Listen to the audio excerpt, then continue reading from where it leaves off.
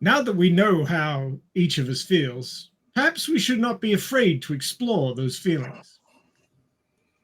Or perhaps we should be afraid.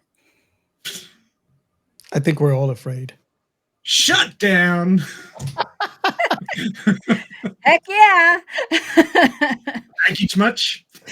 Team Bev all the way.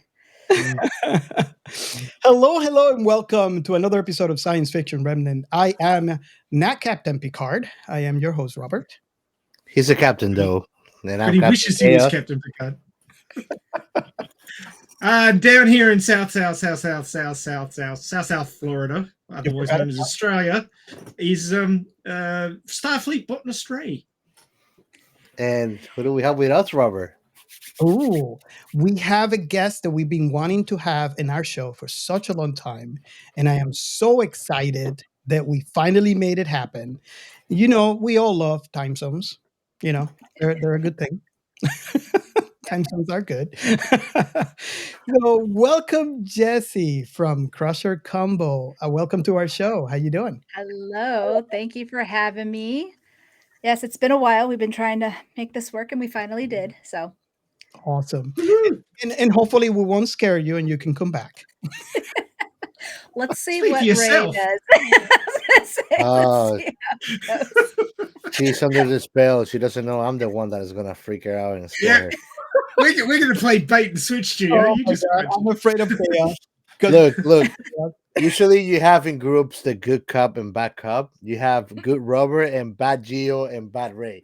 I can see why we're I'm just drawn that way. up on top. Yeah. we gotta draw that separation somehow. So, so Jessi, for our guest, if they don't know about your podcast, can you tell them a little bit about your podcast and where they can find it? Yeah, so my podcast is Crusher Convo, where we deep dive episodes and topics through the eyes of Dr. Beverly Crusher. And currently, I am now on YouTube. And so I will go live and we will do different subjects. And also, you can hear audio versions on your favorite podcast app. Awesome. And I have been in one of those lives. It is a really fun. You got excited when I mentioned Ripley in that Prodigy episode. Yeah. I like to, cross the streams a little bit. So Definitely. So for all our guests, for all our fans here, you all know the drill. We are a very long format podcast. So just pause us right now, go and find Crusher Combo, and then we'll be waiting. We'll be waiting. Mm-hmm. Awesome. So, and there's my beer. Can't live without that. I Of course, if you can't find it, you could just replicate another one. Exactly. I thought that he left it in the replicator. Oh, you don't know. I have a very good replicator here. Tea, Earl Grey, hot. Such a fancy drink, right? Yeah. No, my wife drinks Earl Grey and I hate it. It's disgusting. His replicator is from Florida, so probably only makes hot beer.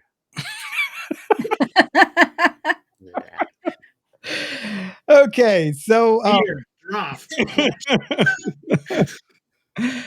I think there's a question in the air that our very own, science Ray always asks. I'm a little confused, you see, because I don't know whether I should ask what have you been watching or what anime you have been watching, because it turns out on the show notes, everything we listed was anime. Oops. So let me start, I guess, by saying, I hate you, Ray. You're quite welcome. My work here is done. I watched, I finished, I should say, Astra Lost in Space. And so how many times did your head spin around while you were watching that show? And the reason why I said I finished is because I couldn't put it down. I just couldn't. One thing that I can say, and I kind of understand why you like it so much, because the science is strong. Yeah. And I am all for the science. I mean, it's incredible. So basically, if you are not familiar with anime, which if you like science, I would recommend you pick it up. It is actually in Crunchyroll right now. But basically, if you imagine Lost in Space, but replace the family that got lost with high school kids, and there's no teacher, there's no adults. It's only the high school kids. That's pretty much Astra Lost in Space. And oh my god, just I the only thing that I'm sad about is the story pretty much end, right? Which is kind of nice because I hate things that when a season ends and then you have to wait for the next season and then it gets canceled and then at least on that part is a good thing. The story ends, right? But I want more. I want more. It was very very scientific, and I love that. It felt kind of Star Trekky at the end. It's like we're going off into space and we're going to look for stuff. Pretty much, it's the motto was the motto was Starfleet, which is to seek out new life and new civilizations. That's pretty much what they did at the end. So I'm boldly go where no one has gone before. Oh yes. I don't want to spoil it for anybody who goes to watch it because there's so many twists in the tale in that show. I mean, there's bait and switches. There's a traitor. Just every episode is like, what? Yeah. And yeah, I couldn't put it down either. I was like, oh my god. The traitor took me off for a loop. I thought I knew who it was. I was wrong. Well, my son and I, because I watched this with my 11-year-old son, it is, just preteen and teens will find it really interesting. But he and I looked at each other before it was announced and went, it's that guy, and we were right. So, oh wow. Yeah. Picked it. I was so because I knew it wasn't the obvious guy, and I'm going, who else has been sus? Oh yeah, it's him. So if you out there are listening and you decide to give it a chance, just watch the first. I mean, they're 20-minute episodes. They're really short, and that's partly the reason why I finished the entire season 1, because 20 minutes, an episode. If you decide to watch it, reach out to us, Twitter, our Discord, and let's talk about it. Let's see what you guys think. It is good. Yes, it is good. We should probably do an episode. Yes. I was thinking the same thing. So I'm going to invite Jessi. I'm going to invite you to watch the first episode since you like Star Trek. This is very. Well, it's funny because I just wrote the name down because this is something my husband will eat up as you were describing it. I was like, yep, that's something. And he has Crunchyroll. So I was like, I promise put that on there right there. You guys are going to love it. Yeah. I think it's a 2016 anime, and it was one of those sort of sleepers that nobody sort of noticed. I didn't even know. Went by the wayside. Yeah. So actually recommended. Doc Joe discovered it. My friend of the pod, one of my close friends, he discovered it and he told me about it. And he said, I'm amazed at the amount of drama they wrung out of this thing. Yeah. And he wasn't wrong. Yeah. Yep. And I mean, it had good science in it too. It had a tidally locked planet that they could only land on the equator in the sunset zone because everywhere else was either burning hot or freezing cold. So it had some good science in it too. So I mean, yeah, the science just tickled me. So if you like science, you have to watch this thing. It's so cool. And that's pretty much it for me. So who wants to go next? I'll go next.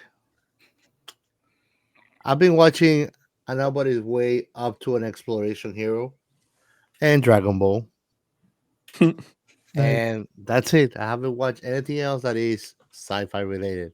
A bunch of anime. And who do we have to thank for this? I don't have to thank for it. He's not thanking me. It's my fault. He is trying to meddle. He's trying to meddle in my time management, not to play more World of Warcraft and invest more on my limited time on more anime. I drip feed him anime titles, and then he reads the synopsis and goes, "Oh, damn it! I have to watch that." You better go and finish writing that book because I'm waiting on you now. The Chaos ball is in your side of the court, buddy. is reading. Can you believe Chaos? Chaos is reading. Yeah, and you're not not reading. Yeah, I'm not. I like reading, and you got me hooked on that book. You better finish writing it, Ray. Yeah, I'm working on it. Oh, I'm gonna send a kangaroo to your house. Only one? Yeah, I don't want it to kill you. I just want it to beat you hard. Is it like Mekaru, the size of Godzilla? He's probably gonna give you a pen and a pad and hit you. Oh God. Okay. I'm getting hot here from laughing. So what have I been watching? Geo put me onto a Nobody's Way Up to an Exploration Hero. It was actually on my watch list, but I moved it up, and it's really cool in the way that it combines dungeon diving, but these dungeons have appeared in the modern day world.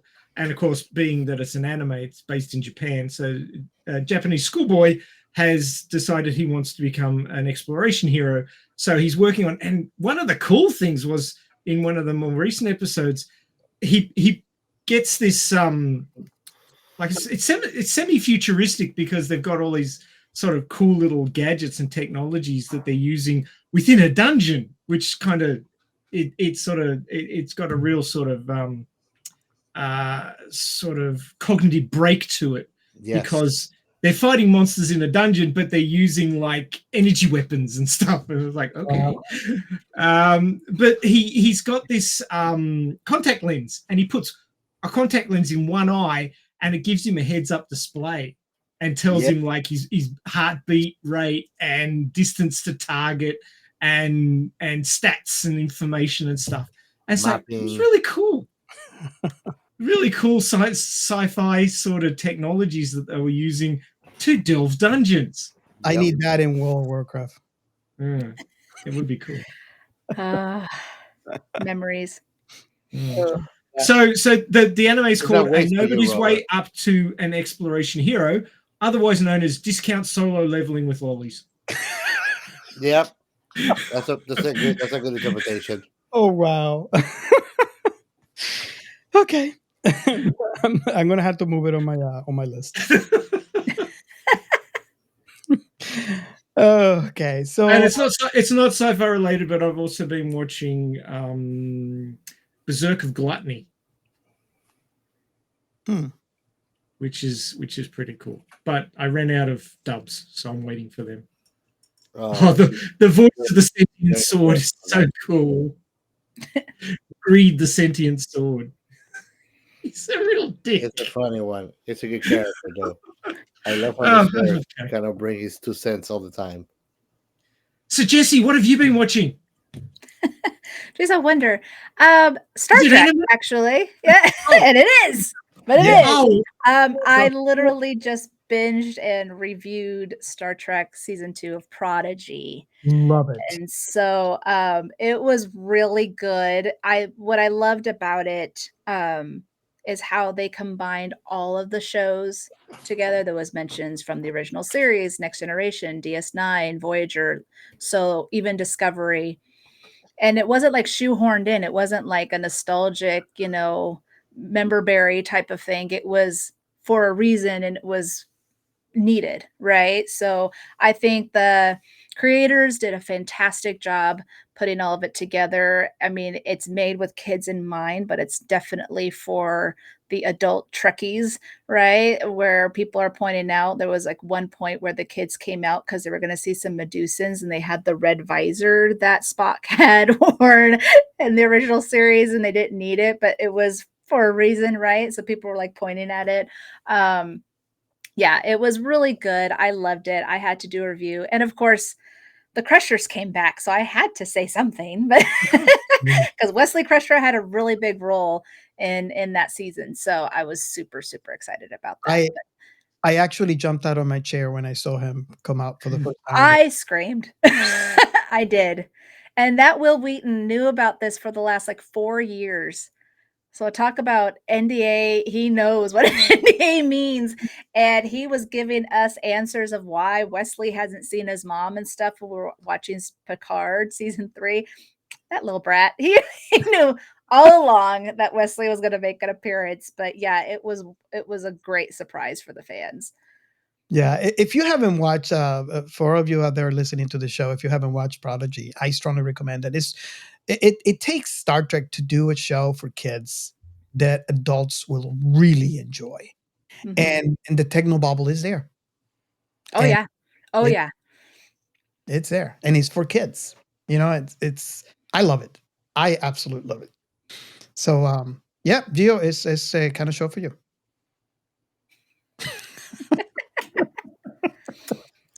Gotta have his techno bubble. It's very scientific, okay? Scientific. There's a lot of science in it, yes.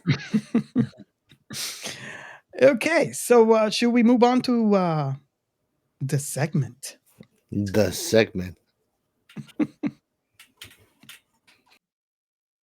We are Science Fiction Remnant. This is the Funny Science Fiction Podcast. We are the Caribbean Science Fiction Network. We are Monorats. We are One Accord Level 2 Podcast. This is Jessi from Sudden But Inevitable and Open Pike Night. This is Sci-Fi. And if you are new to the show, this is a segment where we feature the hashtag This is Sci-Fi. So what is this, you ask? If you are a creator of any type of sci-fi, it could be a book, it could be a movie, it could be a podcast. And I encourage you to just add the hashtag This is Sci-Fi to the end of your post. If you are a fan or sci-fi and you have that one thing that you love so much, which on us here is the list is huge, but we really enjoy it and we want to post about it and we want to have discussions about it. All you got to do is add This is Sci-Fi hashtag to the end of your post. And what I have discovered is it crosses the boundaries between IPs and I'm loving it. And that's mainly the reason why I had the idea at the beginning to create this, because although I enjoy being in the Babylon 5 area, in the Star Trek, in the Star Wars, because I love all sci-fi, it is so cool when you find a place with everything, it's there. Everything, it's for everybody. So I've seen where you have a fan of something that was exposed to the passion that another fan of another IP had mentioned and they were encouraged to give it a try. And now this fan that only have that one thing, now it has two, and they're enjoying it. Another thing that I enjoy is the conversation. You engage in conversation about the one thing that you want to talk about the most, which is that one thing. Either as a creator is your baby, the thing that you created, or as a fan is that one thing that you love so much that you can't stop talking about it, and you can find conversation about and around that. So if you have not experienced that, I encourage you to go and follow This is Sci-Fi hashtag and post to the hashtag and engage in the conversation. It is in every social platform. All you got to do is, This is Sci-Fi.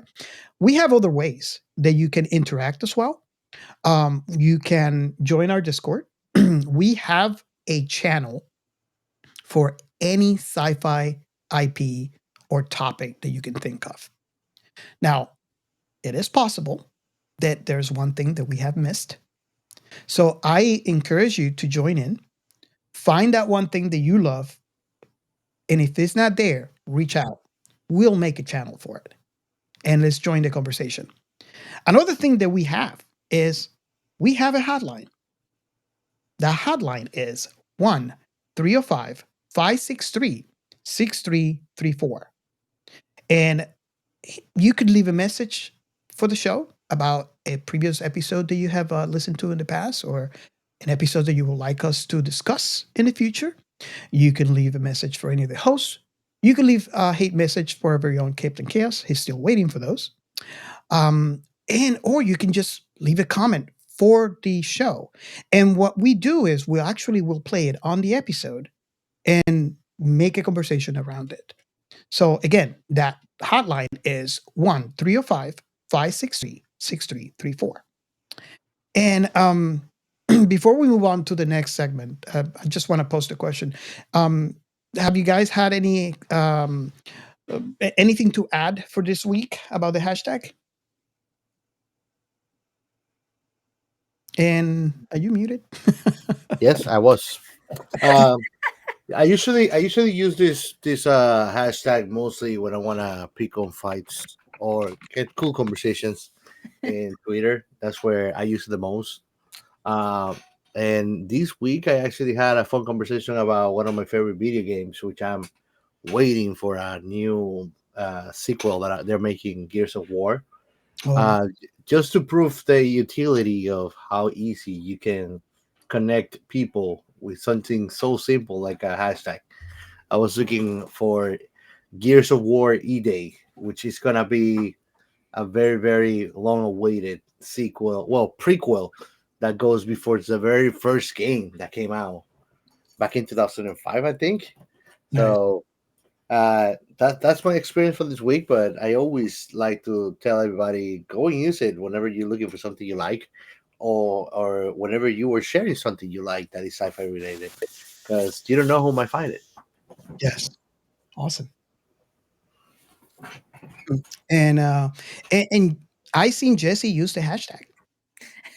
I did Woo! actually use it today Yeah. because the next episode I'm going to be doing with Patrick from It's Got Star Trek, we're going to be talking about cause and effect, which of course is the very famous Groundhog Day episode of TNG. But I also wanted to talk about other sci-fi TV shows or movies that had used that trope and how they did it well. And Nice. so we'll be talking about that a little bit as well. So I'm excited. So I thought I'll use the hashtag so people could see it, because it wasn't just about TNG. It was about all of sci-fi that has done it. Nice. Nice. Cool. You know, Robert. You know, I've got Robert. something. Cause and effect is a tricky thing because there I can make a very good example of cause and effect. Cause that Ray show us an infinite list of good animes to watch, and the fact that we actually not able to get to what we want to get, where and our list just get thrown back and thrown back because keep on giving us suggestions for things. So like I even forgotten about half of the things that I wanted to watch anymore. It's the Thank you, butterfly Ray. effect, but the butterfly has a sledgehammer. No, that's cause and effect, man. I'm gonna start ignoring you. Oh god. No, you won't do that. Mute. He can't mute me, not on The this. problem is that when he bring a suggestion about something for me to watch, it's like he purposely make a good choice of words to get me curious enough that I have to go and see. Yeah. And Captain Binge over here. Yeah, Once he you're, starts you're like watching, you're like can't an stop. anime salesperson, man. I'm an enabler. Uh, You were gonna say speaking something, Ray? Yeah, speaking of weirdly interesting things, science news this week. Mayo is weirdly great for understanding nuclear fusion experiments. Now, there's a title I didn't expect to see, and I don't expect you expected to see it. Interesting. Weirdly Huh. interesting. I can safely say I did not expect to hear or see or read about Mayo being. No wonder I'm so crazy. I love my sandwiches with a lot of nuclear fusion. Connoisseurs call it creamy. Eaters call it slimy. And mechanical engineers call it a soft solid. I like to make grilled cheese with nuclear fusion spread. If you are That's the way to go. you're Yeah, that is the way to go. if you're listening to our show and you want to know what's going on, I suggest you do one thing. You go into YouTube, find our show, and subscribe, because we're screen sharing. And I'm not going to say much. You guys can go into YouTube and find it. But yeah, this is a story from sciencenews.org this week from August 30, so very recent.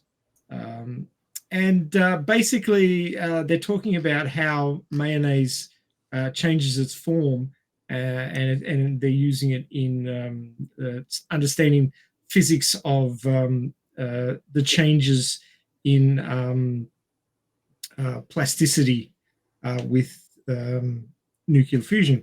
So I thought that was really interesting. But this last paragraph I thought I'd mention is this: working with mayo does have one drawback. When you show up to the supermarket checkout line with 48 containers of mayo, you're bound to attract attention. When someone gets a lot of questions from the grocery store, why are we buying so much mayonnaise?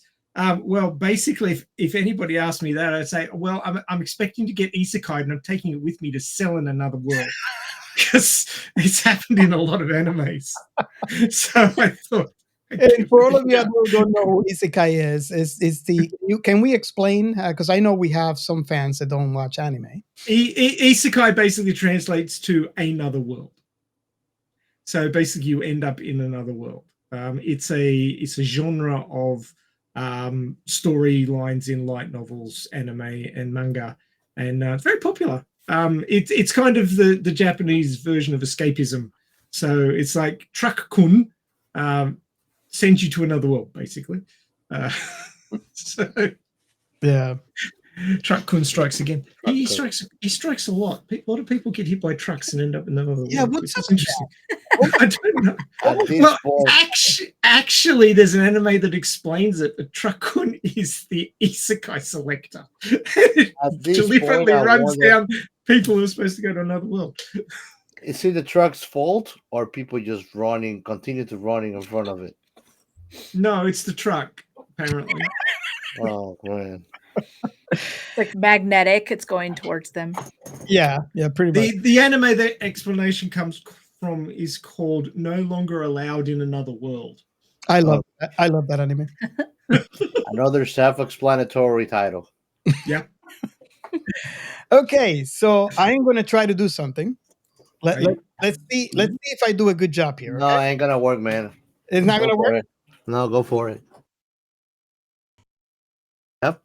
Actually, when you say the segment earlier, I thought that you were talking about this one because this is the most fun and important segment. It's my segment where we actually shout out awesome people. And you say this segment and then you throw your segment. Self-glorifying, dude. And I want to start with our Twitter folks, actually. I want to give a special shout out to Green Shirt Podcast. And if you want to find them, and you should, go and find the tag at Green Shirt 87. Also, special shout out for JR_XX.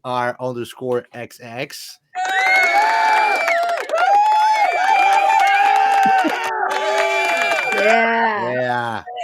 Popular dude. Yeah, he is, man. I'm jealous, man. I'm a little jealous, man. Also, a special shout out for Patrick. And you can find you should go and check him out. I actually like listening to them. It's got Star Trek. Just type it like that in the tag of Twitter. It's got Star Trek. Go and check him out too. Awesome. Next but not least, we have YouTube. Actually, we have one new subscriber, Soprano. I hope you don't like gangster, man. That sounds like a gangster name, Soprano. But thank you for subscribing, man. And we hope that you enjoy what we're making in here. We'll do it all for you guys. In Discord, we have. Say hello to my little friend. That's Tony Montana, man. I hear things. I got ears. Also in our Discord, actually, I wanted to welcome TP and Heisendegger. Thank you for joining. We hope that you like the crazy party over there. We could be crazy there. Oh yes. There's not much of filters over there. There's channels for that. It's lit in Discord. So yeah, they're in blips over there. There's channels. So if you don't want to see or hear something, you don't get into those channels. And last but not least, actually, dear friend of ours, the Jack Top Review guys, and you should go and check them out too. I I follow them on all social medias; they're everywhere. But I usually interact more with them on Twitter. But I am giving them a shout out from the Instagram because I also want. Actually, we had some interaction with them, and they tag us in a very cool post this week, which you should go and check out. And you can find them by typing jacked_up_podcast. Go and check them out, or just search them online. Jacked Up Reviews. They're awesome people. And that's everything for this episode's shout outs. Awesome. So I guess we can move on to another segment. But before we do, Ooh. The Alita Army News.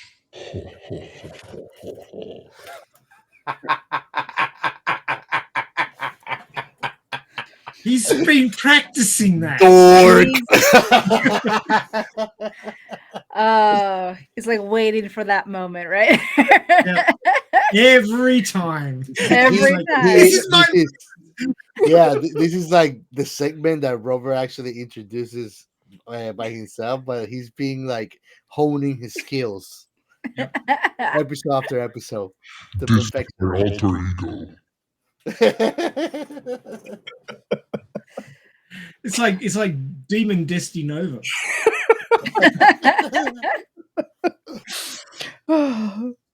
okay. So, Jessi, do you know the Battle Angel Alita franchise at all? Or the, I Alita know of Battle it Angel? because my husband's a huge fan, so I have heard Oh. of it. Yeah. Your husband is a gentleman and a scholar. My husband knows his sci-fi, trust me. I Nice. think Ro from Scarab had said he's one of our people. I was like, yes, my husband is definitely one of you guys. He loves sci-fi of every kind. Wow, it's impressive. Well, this is one kind of sci-fi, dystopian cyberpunk. And we have Radio Chaos live stream weekly. We're up to episode 229. So we've been going for a few years. And basically, the Alita Army is after sequels for the 2019 Alita Battle Angel movie, which I saw 10 times in theaters and wished I could have seen it more times. It's just one of those movies that, if you know, you know. And it's just, I've seen it like 50 times now, which is more than any other movie that I've ever seen before. And I liked it so much, I actually started writing a sequel fan fiction, which is up on the interwebs. If anybody wants to go and hunt it down, it's called Alita Fallen Angel. And we weekly go into topics to do with the Alita Battle Angel franchise. And this week it was, what are Alita's favorite and most hated animals? If anybody knows the manga, they will know that the Death's Eye butterfly is something that not only the mangaka Kashiro hates, but Alita hates it as well. And she's also very much into doggos. She has a cat form at one stage in the manga. And we were looking at animals that there was suggestions that she might be into birds because she grows wings at one point. But let's talk about her liking birds. And of course, one thing that didn't make it onto the poster here, but that was kimchi, the little, basically it's a tribble with one big eye and a pair of gecko's feet and little floppy ears that it can use as helicopter blades to fly around. It's a very bizarre little creature. Does it talk like a tribble? Does it trill? No, it just tends to stare. Okay. Okay. Kind of weird, but it's actually a bioengineered spy life form created by Zalem. You find out later on to keep tabs on Alita, but it's just imagine you go to sleep and you wake up and you see that thing just looking at you. No. Wake up and there it is. That's not creepy at all. No. That was this last live stream, and the next one will be another manga reading. So we'll be going through another chapter in the volume Angel of Chaos, which is in the Badlands arc. So we're chugging along through the original manga, and then we'll be moving on to the 19-volume Last Order, which is kind of reminiscent of a battle manga, kind of like Dragon Ball, in combat sort of tropes that they use. But yeah, it's cool. At least I think so. Awesome. So there you go. Okay. So I always ask this question, but I think I know the answer. Are we ready for this? I'm not sure. I am. I figured as much. I am never ready, yet life continues to happen. Go with the flow, Chaos. Go with the flow. Okay, so before we jump into this, do we have Do we have a plot? Do we have a plot? My God. Trekkies, what are you doing to me? This is a I say 1 hour episode, but because it was made to have ads in it, it's only like 45 to 47 minutes long. And that's with the start and end credits. Would you venture to say this plot is more elaborated than most movies we cover? Yes, it is. It has happened with other very IPs passionate fans. Okay. Yes. Yeah. Yes. Well, let me just remind the audience. I just finished a complete Star Trek rewatch with my wife. I have converted her to Star Trek to the point where I do want to watch anime, and when she gets home, she just wants to watch Star Trek. So that's the kind of fan. You created a monster. Yes, I did. That's me. I'm going to say this right now. My husband, 18 years. I never saw Star Trek in my life. It took him 18 years for me to finally watch The Next Generation because that's his favorite show of all time. He's always been a Trekkie. He always called himself a closet Trekkie, though, because he had more Star Wars friends. And at the time in the 90s, it was weird. You couldn't be both fans and stuff like that. So he never really said why, why it was a Trekkie. Yeah. So he was just like, I'm going to keep that a secret. But he kept trying to get me to watch it. And when I finally did, he created this. Because I finished it all and I got into it and the podcast was made and he's like, what did I do? So so I get it. I understand your wife. Yeah. And for all of you out there who haven't listened to a previous episode, how it started is she started somehow, I don't know how, she started watching Lower Decks. And probably over your shoulder. She enjoyed it. And I'm like, that's Star Trek. And so what happens is, how long is an episode? Isn't it like 25 minutes? It's really short. Well, those episodes turn into an hour because she would have questions. I would pause it, go to YouTube, find the answer, and then go resume the show. So she was annoyed with this. And she said, okay, what can we do so this doesn't happen? And I had the bright idea. I didn't really think at the time that I said it to be honest. I just blabbered it out. But I wasn't really thinking that was going to be a thing. And I said, we can watch it in order. Because I have watched that Star Trek in order before. This is not my last rodeo. I've seen it so many times already. I tend to like it in timeline order. And I said, we could watch all of a Star Trek in timeline order. And that is TV shows. That is animation. That is everything. And she said, yes. So I feel sorry for my co-host here because how long did that last? Year and a half. Did it end? We're finally done, yet not, because she's looking forward to the new Star Trek that is coming. So I don't want to say we're done because we're not. It's lucky you didn't start this during the drought in the noughties, because that would have been really depressing. I have a great idea for a t-shirt for Robert. It's gonna say Star Trek rewatch, and then on the underneath it's gonna say not the first one, and it won't be the last. That should be my shirt. There's still a few series I haven't gone gotten to yet, but I'm getting there. So Yeah, it's interesting because I can have deep conversations with her. She does like Archer as the captain. I think Archer remains to be her favorite captain, although she appreciates Janeway and Picard. So it's interesting because now we watch a Star Trek anything, and she would point stuff out that I'm like, hold on a second, I never really thought about it that way. You're right. Oh my god, and it's a cool thing to have, right? right.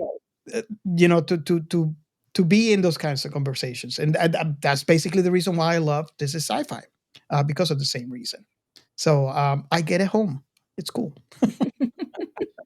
Jessi, you can tell your husband that it happens on the other side of the planet as well. I've been a multi-IP sci-fi fan my entire life. Every time something new came along, I'd be like, and Star Wars in '77, I was there. Battlestar Galactica in '78, I was there, watching it on TV every night, every week. Star Trek, I was watching the original series when I was like 4 or 5 in reruns in the early '70s. Through the '90s and continuing was Battle Angel Alita manga. I'm just any sort of cool sci-fi that I could really sink my teeth into and had a good story arcs and interesting characters and thought-provoking situations. I was there. And Battle Beyond the Stars, Star Wars rip-offs, I was there watching those. I was watching it all, and I didn't find my brothers from another mother over here until I started listening to their podcast. So it takes a long time to find like-minded individuals who just say it's sci-fi, I'm in. Right. So, right. My husband, his favorite. So, like I said, his favorite television show of all time was TNG. His favorite movie of all time is Alien, the whole Alien franchise. Like that's yes. And so it was my mom's as well. So I grew up knowing sci-fi through my mom because she had Star Wars, she had Alien. That was what we watched all the time. Star Trek was never in the house, but those two were. So when he met his parents were very against like Alien or anything gruesome or stuff like that. So he had to like sneak to his friend's house to go watch them or read the books or do whatever he had to.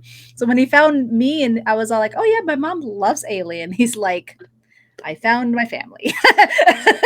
It's meant to be. Yeah. So, and he's like, you like Star Wars? I was like, yeah. And he's like, and we're done. Okay. So that's kind of how it came to be. But like I said, the Star Trek didn't come till way later. And then he created a monster. So it's fine. Yeah. That's what Star Trek tends to do. Robert did that too.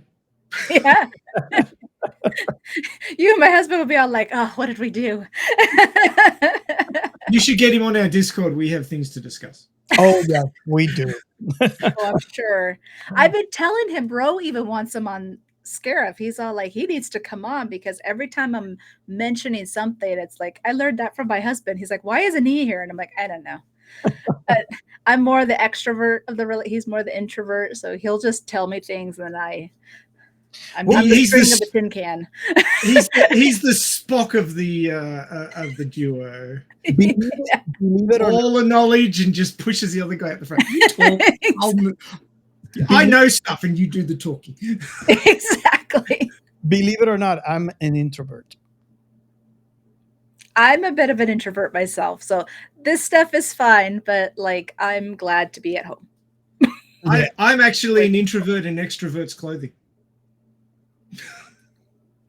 And I guess I can say that about myself, yeah. And chaos is chaos. Yeah. We're not sure what all over the place. Yeah, he's all over the place. He's Schrodinger's cat. There we go. That's it. Okay, going back to the plot, can we summarize it? You want a plot? I'll give you a plot. You can't handle the plot. Good luck. How did they find so much to say about this episode? Captain Picard and Dr. Crusher prepare to look into a diplomatic request from the Kess, one of the planet Kesprit's two societies. Funnily enough, one's the Kess and the other's Brit. So it's planet Kesprit. Why not? I mean, it works. who want entrance into the Federation. So the Kess want entrance into the Federation. This is unprecedented because the planet's other society, the Prit, wish no contact with the Federation or anyone else. Their needs, basically. Worf attempts to transport Crusher and Picard to the Kess, but they end up in a prison cell where strange electronic devices are implanted in their necks for reasons. Minister Lauren of the Prit informs Picard and Crusher that they will be held because they are a suspected conspiracy with the Kess, and the devices in their necks will reveal the truth once they're synced with their brainwaves or something.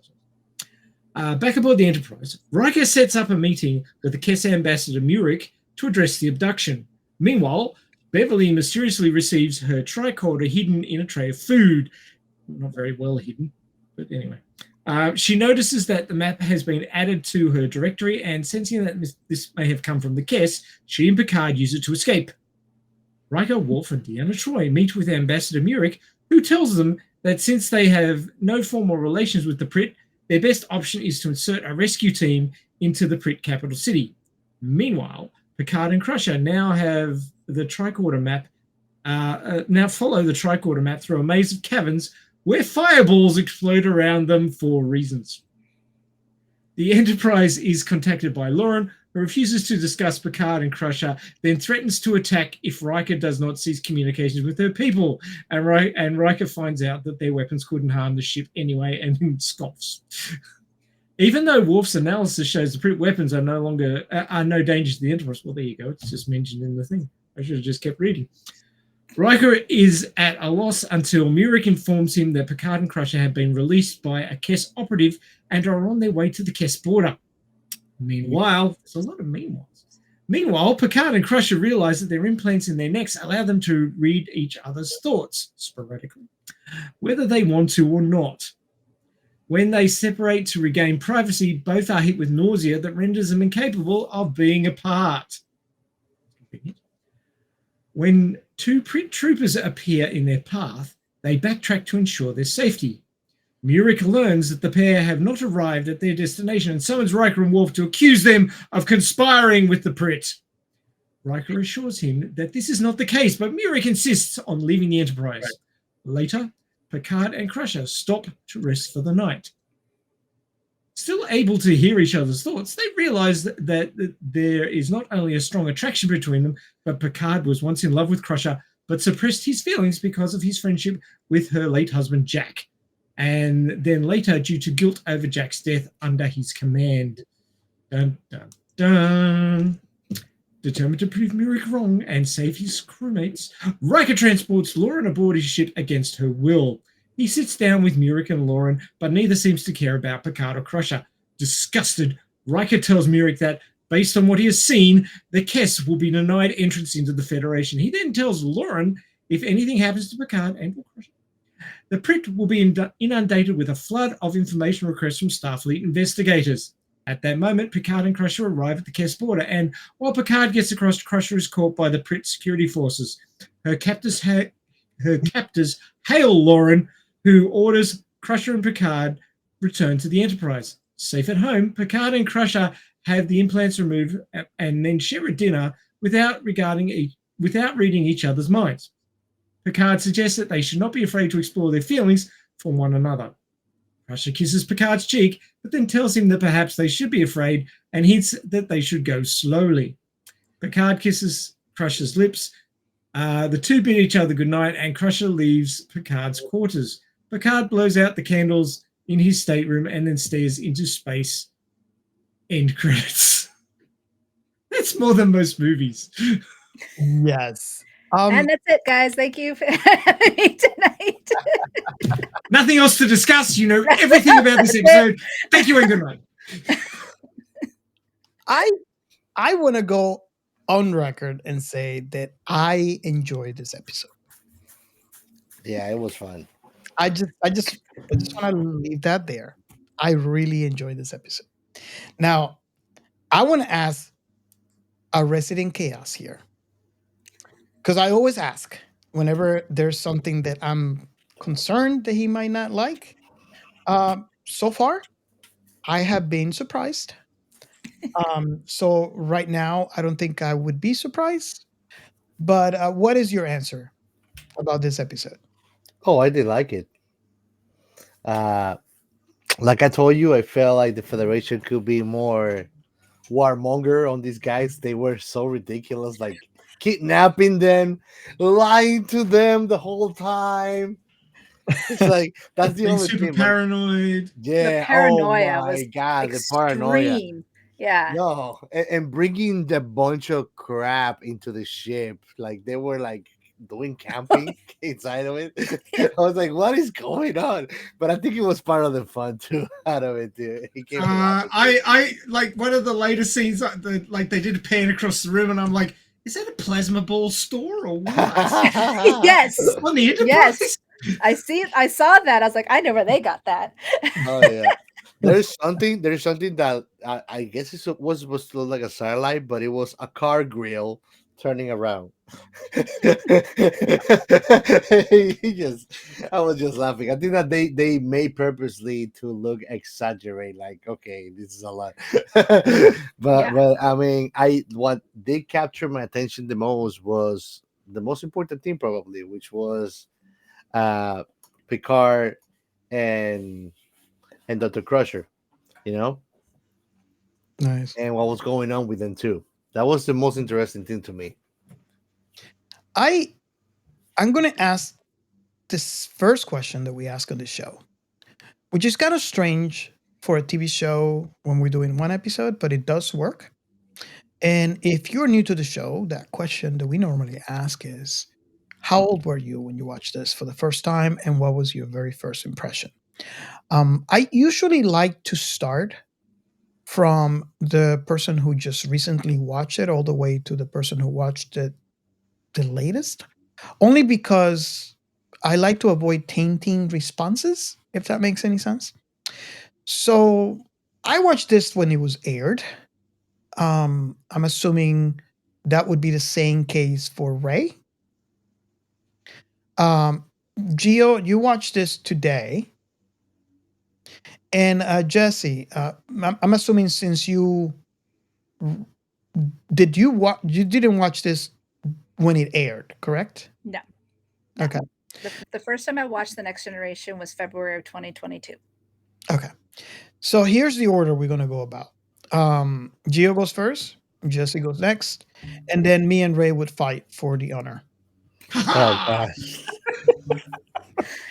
The Cass and the Prit. That's gonna be Yes, we should put our bets now before it happens. right. Ooh. Who's the Cass? You can be who's the Prit? Robert. You can be the Kiss. I'll be the prick. I mean the prick. Well, I like an aggressive approach, so you're probably gonna be my horse, Ray. My kangaroo, my racing kangaroo. Since Robert really loves the episode, I'm going to be voting for him. I'm just going to be paranoid and sit here thinking you're all against me and ignore everything you say Exactly. because I'm right. That's proper paranoia, isn't it? Yes. Okay, so Gio, let's see what your first thoughts on this episode. Well, you have broken down my walls, Robert. I don't really get picky when it comes to special effects, and that helps me appreciate things. Let me explain before you continue. For all of our new listeners out there, if you go back to season 1 and you start from episode 1 or episode 2 and you listen to Chaos, you will know that Chaos had a absolutely nope to poor sci-fi. Like, let me rephrase. Or SFX. Poor special effects. So if you have something that was very campy, it was a nope for him. And anything that was BBC was out. Yeah. Nope. Nope. I think that this show can take the credit in saying that we have changed the chaos slightly. I mean, we're still working on some areas, but we got to the point where he can enjoy campiness. Can you give us an example, uh, Gio? The first thing that comes to your mind that you enjoy now, campiness wise, that you probably would hate it pre this show. I mean, whenever we watch something like a classic movie now, How about yeah, Flash Gordon? yeah, that's like the peak of campiness. Absolutely, absolutely. Dispatch War Rocket Ajax to bring If back you his go, body.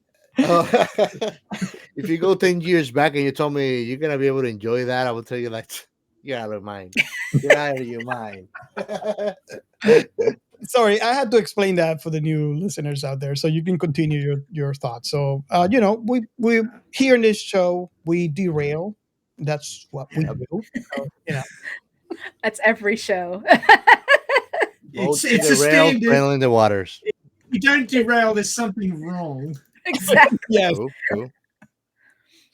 But yeah, I think that it was a fun episode. It was. I like the dynamic between Dr. Crusher and Picard. I think that was the big spice in the episode, and like they were forced into. I mean, think about it. They had this into. There you go. If you don't know what's going on and where it's stopped right now, you should be in our YouTube channel watching it. So go subscribe, share, and like.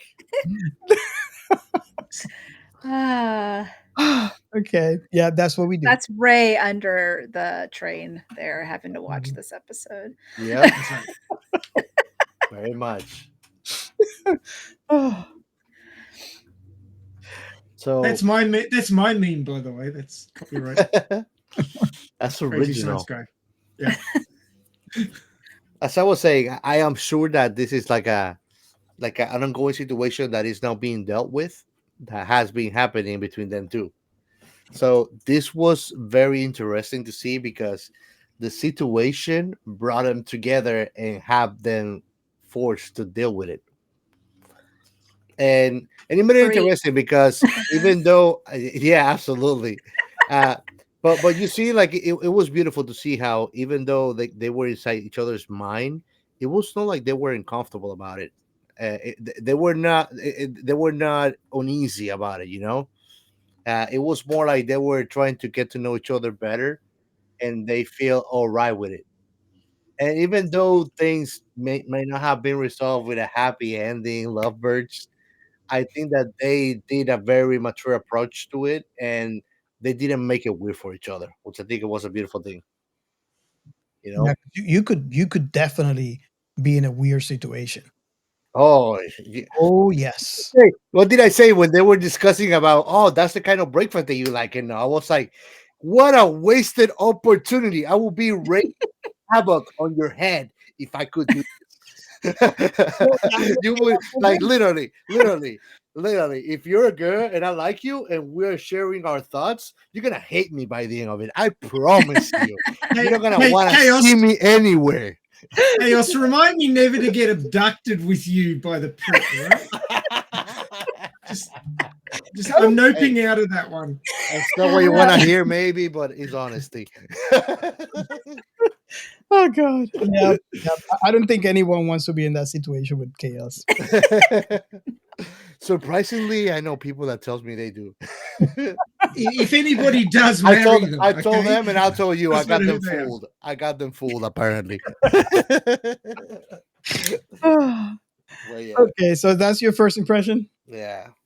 Jessi, what is your very first impression when you watch this episode for the first time? Okay, so just so you guys know, this is my favorite episode of The Next Generation, and it's because when I first saw The Next Generation, I instantly fell in love with Beverly Crusher. Her character, everything about her character reminds me of just what Star Trek is about. And I also had kindred spirits with the character because I was a single mom. I I'm a manager. I understood the character in a lot of ways. And kind of in a ways, the whole Picard and Crusher dynamic was me and my husband at one point because we were best friends.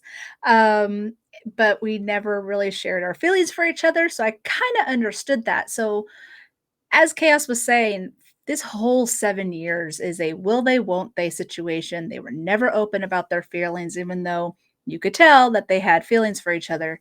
So it came down to this whole situation that they were forced to share their feelings with each other by being kidnapped, having the devices, all of that stuff. They You don't knew like each the other very breakfasts well. that I've been giving? Well, that's just it. You see them in this dynamic of where, they know each other very well, but they also like keep secrets from each other, right? Because they don't want to hurt each other's feelings. And so that whole fireplace scene was just perfect because as much as I think Crusher, like she said, I knew we were attracted, but she didn't know how much Picard really actually was in love with her. And it was just because, well, that was his best friend's wife. Of course, he's not going to say anything. Yeah. And then because of the way that Jack died, there was no way he was going to mention it. It was going to be, like you said, a betrayal. But, and he even left. Like the moment Jack died, he's cut contact with Beverly for 10 years before she came onto the Enterprise. So he carried that guilt for a really long time. And that was the biggest reason why they were never together or why he even confessed his feelings for her. So this moment was very important. However, he also still was holding back because even though she could, feel his feelings and read his thoughts, he was all like, "Oh, I don't have those feelings anymore." Like he was still trying to hold it back, but she sensed that there was something he was, didn't want to reveal. She even mentioned later on how, you had some interesting dreams while you were asleep. So she knew he lied, right?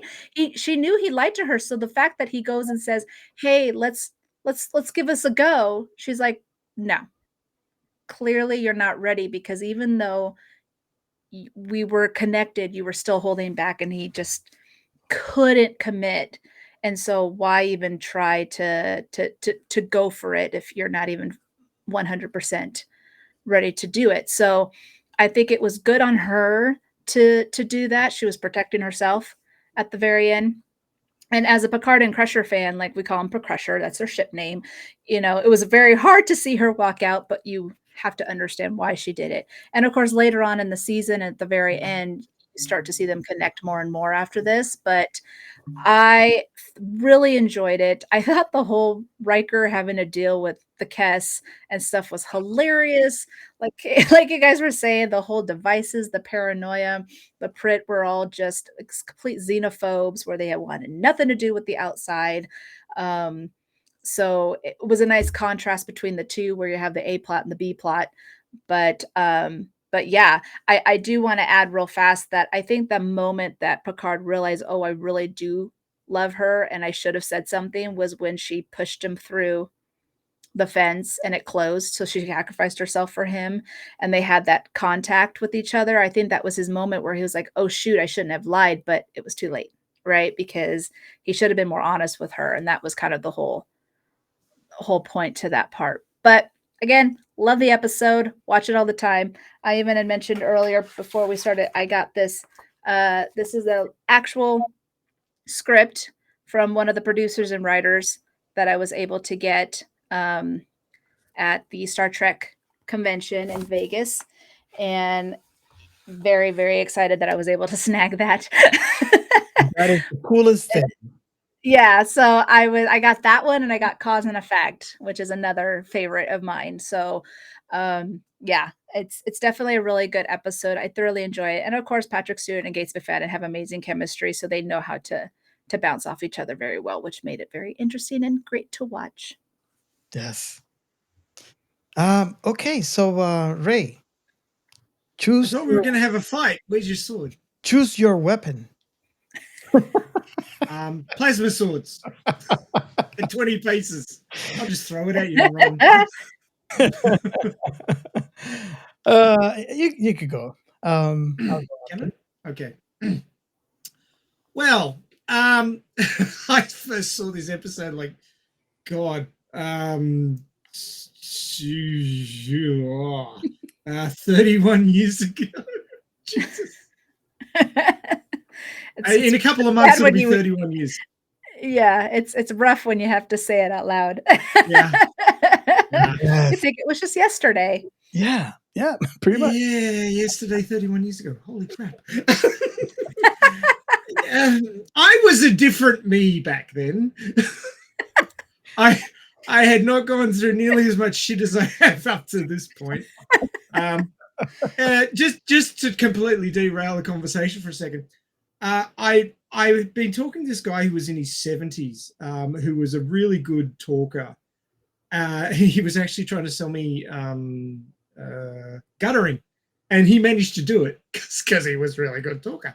But one of the things he told me, which really stuck with me more than the guttering, because we need to get it replaced shortly. But what he said was, you're a different you every 10 years. Every decade, you think about things differently thanks to growing older and your experiences. Now, some people don't change all that much. Some people stay a kid most of their lives because they don't introspect and they don't think about things, and they don't go back and think about things. They just keep moving forward.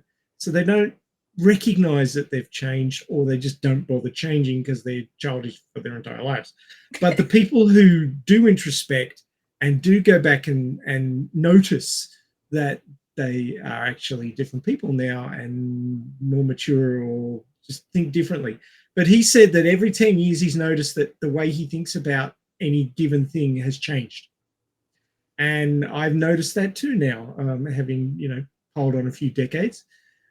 So I was in my mid-20s, I think, when I saw this, roughly mid-20s. I was sorry? I was 23. Yeah, so I would have been 24, which is basically mid-20s. I had a rough start and had very bad self-esteem and been bullied and all sorts of unpleasantness, plus all the medical conditions that I have. It meant that I was a person who really didn't have a good handle on who I was and wasn't particularly confident and all these sorts of things. So when I originally saw this, I didn't really have the maturity and the wisdom to understand what was going on with the episode so much. It was just, to me back then, it just sort of felt like, oh, just get on with it, YouTube. What are you fluffing about for?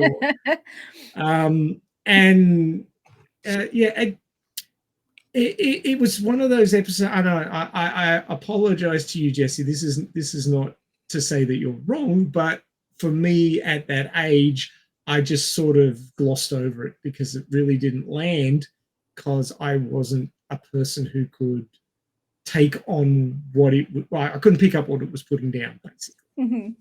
Mm-hmm. Fast forward to last night and this morning, because I watched it split. I watched a bit after I finished working out last night at like 2:30 a.m. and then finished it this morning. The situation between the main characters, which is the crux of the story, everything else is just set up to push them into that situation. And my, what a setup it was. Oh yeah. The number of times I had to say 4 reasons to cover for the fact that the plot was very thin on the ground. It was basically the writers' table sat down and said, well, shit, we have to get these two together. How are we going to do it? Let's come up with the most bizarre, Great Escape, suspension bridge effect, brains connected sci-fi idea we can come up with and try and make it work. And admittedly, my writer's sci-fi brain is sort of like, you really went to all that trouble to get them to do this? Couldn't you have just like had them get drunk or something and just admitted to shit? I don't know. Or, had some sort of weird gas that made them less inhibited or something. I don't know. It just seemed very complicated. But I guess if you try and take away the idea that the setup was convoluted to get them into that situation, the interaction had a lot of depth to it, and I recognize that now at my age and my experience levels, second marriage and all that sort of thing. But yeah, I mean, people are complicated, and these characters are complicated like people. Yeah. And people drag around guilt and feelings of being responsible for things that were terrible, even if they had no control over it. And they beat themselves up about it. Are you talking about me? I could be. I'm not sure. I don't have a device connected to your head right at the moment, and I'm not lining up for one. So, You know what's the funny thing? When there's chemistry between people or a good connection, you don't need that. There's truth there. Can I add something real fast? Because Absolutely. So this comes from Larry Nemechek's book, where he called the Star Trek Next Generation Companion. He has a lot of cool information about each episode. And it says that this one is about attached. And it says the long hinted at spark between Picard and Dr. Crusher is finally explored in this story from a 23-year-old Nick Sagan, son of well-known physicist Carl Sagan and a summa cum laude graduate of UCLA's film school. After an eventful session with DS9 staff, the newest of the TNG's favorite freelancers recalled that his idea of Picard and Crusher kidnapped by a cult group and physically shackled together, as in the 39 steps, was the last premise of 12 he pitched a year earlier. He was one of the most comfortable freelancers we ever had, Taylor said to Sagan, who optioned screenplay for Orson Scott's Cards, Hugo, and Nebula-winning Ender's Game novel First Impressed Her. So this was written, there it is, written by a 23-year-old. And it was from a freelance writer. So it wasn't even from like the normal writers. And it actually went through so many rewrites. Like the actual first one, Picard and Crusher actually did it at the campfire scene. They're like, too soon. Let's take that out. in the final script. In the final draft, at the end of the campfire scene, they actually like embrace each other, like he's holding her and she's like leaning on his shoulder, instead of that whole split of them being apart. So there was definitely a lot of changes as it was going on. And I think maybe some of it might have felt off, because at first that they're continuing how the story was and that it changes, and so it doesn't continue straight. And I think some fans had kind of that issue, whether they watched it in their 20s, I'm in my 30s, or even younger than that. Everyone had a different reaction to how it went. But I thought I'd bring that up as you were talking about the writing and stuff. I was like, wait a second, I don't think it came from the writers. So I was looking it up. That makes total sense, because when I was watching that scene, in my head, even, I have a very graphic head. So in my head, when I see them on the fireplace, Careless Whispers saxophone starts playing in my head. So watching, having awkward conversations of croissants in the fireplace. I was like, you don't want to see inside of Gio's very graphic head. That would be Robert would break down and just be catatonic very quickly, I think. Yeah. I just want to say, with you bringing up the fact that in previous versions they did it at the campfire, they could have just done it Barbarella style, because they were connected already. Oh yeah. That is true. Barbarella style. Might have the that head touch, the hand touching. Mm-hmm. Wow. Would have been a good callback. Yeah. Bit of an Easter egg. And if you want to know what our thoughts are, we covered Barbarella. Just go down our back catalog. Okay, so should I go next? Yeah, go for it. I think my first reaction wasn't that. Now, in retrospect, I don't think it was that deep. Because I've been watching The Next Generation, like I mentioned before, um, when it came out on TV. And I like to mention for most of you out there who have not experienced what it was to watch Trek in the 90s. It was very hard because, and this is the reason why. They have a date and time, and you have to sit in front of the TV to watch it, or you'll miss it. So if you're a dedicated fan like I was, I mean, I remember going to conventions. I had uh, the red Picard, with the communicator and all this stuff. It was in the Miami convention. I used to go every time they had the Star Trek convention there. So I was, really deep into. Well, I want to say Star Trek, but it's technically anything sci-fi, just like Ray. So it was very hard to watch Trek. It was very hard to be a dedicated Trek fan back in the day because you had to rearrange your life around their schedule. Yes.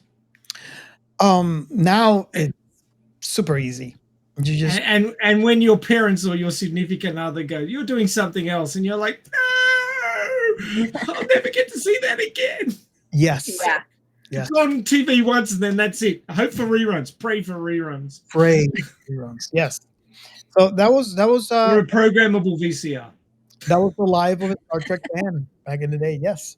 And that's why many of us chose, not necessarily me, but that's why you hear how like we record in a VHS just in case. I remember when we got the first VHS that you could schedule, just so like, okay, let me go ahead and schedule it in because I gotta go do something, and I don't want to miss this show. Right, a little bit nostalgic there for some of you out there, but it was a mission to be a Star Trek fan back in the 90s. Um, so going back to my first reaction, when I watched this for the first time, I remember thinking, finally. Finally. Because it was very frustrating to see the chemistry up to this point and nothing comes out of it. And I was so excited for it because, yes, they're finally going to get together. They're finally going to talk about this thing.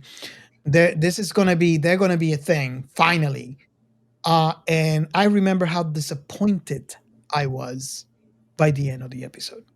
Kind of like if you guys are there, I invite you over to Discord because we usually do watch parties.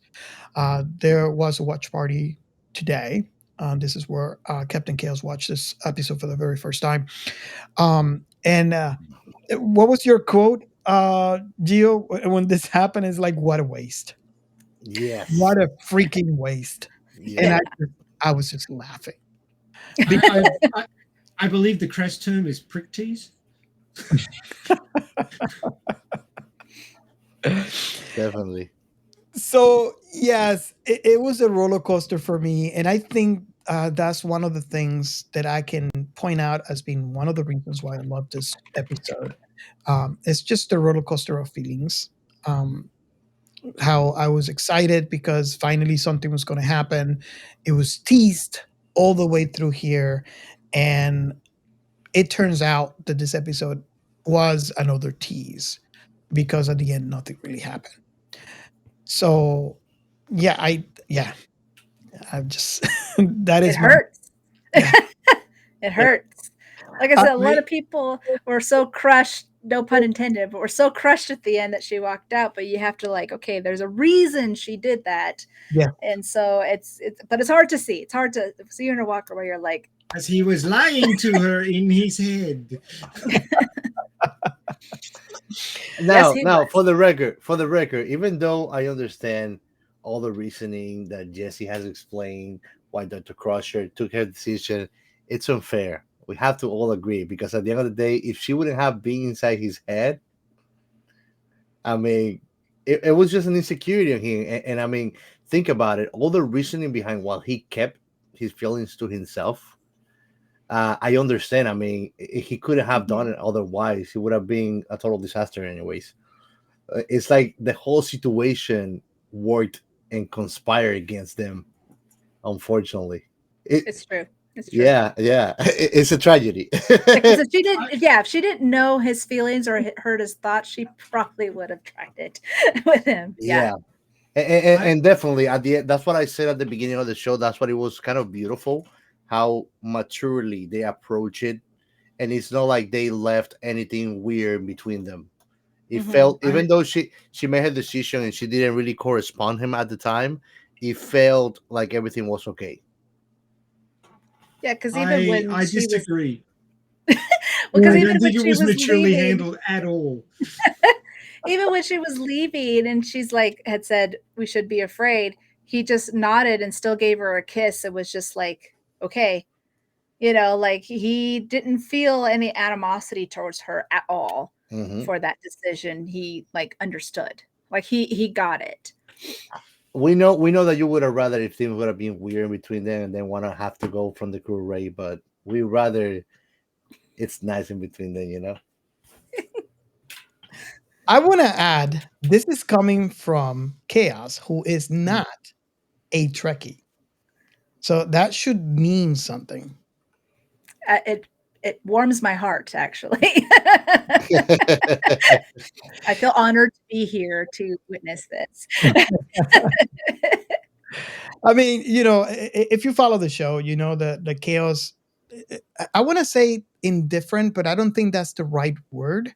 And the reason why I'm saying this is because he could watch an episode and enjoy it, and he can watch another episode and hate it, and, and it's okay. Oh, Robert, I'm a Sondere. Shit, What? yeah. Shit, yeah. I have 2 points to bring up.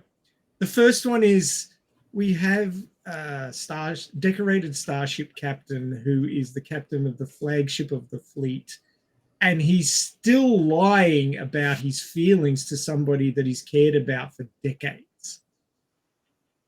It's a captain, not a gigolo, man. What do you expect? People rarely, if ever, grow up. They rarely, if ever, mature when it comes to relationships. Well, that's the thing. I think that's the beautiful thing about the message hidden behind the story we're talking about today. Is even though you're using points of reference like he's the captain, the creator, or whatever, he's still just a man and he's just a human. We're that flawed. Boom, Chaos. Most of the time we don't know how to deal with things inside of us. Well, a lot of people who concentrate on their outer persona and their physical achievements often have very limited social and abilities with their feelings to express their feelings. My father was exactly the same. He was an emotional cripple. He never said he loved me until he nearly died. First time he ever said I love you was when I was standing there being a rock for him after he had heart failure at 75. And that was the first time he ever said I love you to me. Because he was an emotional cripple. But he was a really strong man. He was a really good provider, and he was a strong male role model on the outside, on the physical side, but emotionally he just couldn't do a damn thing. And Picard reminds me a lot of him in that way. Picard was like that a lot too, though, and you even see that later on, even in Star Trek Picard. Like that didn't really go away. So I think, and I discussed this with Gio on our watch party, which, by the way, you really have to join our Discord. That I think that is part of the reason what makes, at least in my eyes, Picard a great captain. Because you have to. It's unfair, for the humans for a condition, if I want to call it that if you show weakness, things don't go the way, I mean, even if it's within yourself, right? You encounter a situation and you involved extreme emotion of any kind. The extreme emotion is radical thinking's worst enemy. You mean rational, not radical. Yeah, rational thinking enemy. So it's They mentioned that. Humans are. They mentioned that in the episode. Remember when he just chose, she's like, I don't know which way to go. And he's like, we'll go this way. And she's like, you really don't know, do you? She's like, do you do this all the time? And he's all like, you have to keep an appearance as a captain. And I was all like, that's exhibit A, people. Exhibit A, where he's hiding. Yeah. The funny thing is that when I was listening to him, it was like, wow, you would have thought that he would have tried to say something else, but he's being so honest that even though he wouldn't want to say this, he just did. Yes. Mm-hmm. That was always the beauty between him and Crusher, is like they always had breakfast together. They always had conversations. Anytime they even had a relationship issue, they went to each other, right? And so they were very close as friends in that aspect, and he was treating her as a friend. But when it came to opening up of his actual feelings, he closed off, right? Mm-hmm. And it could be for multiple different reasons. Rejection.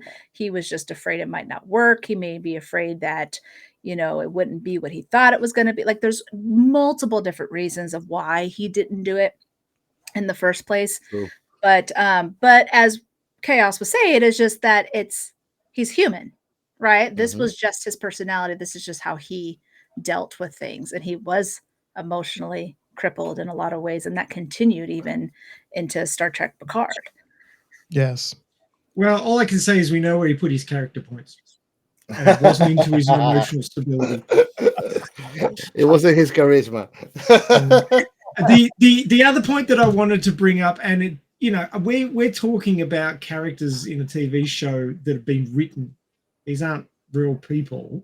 These are characters, but they've been written to feel like real characters. So it's fair enough to have these conversations about them. But I just wanted to bring up from the writer's side of things why they changed this episode so that it was a push away episode rather than its on episode. And I call it the moonlighting principle.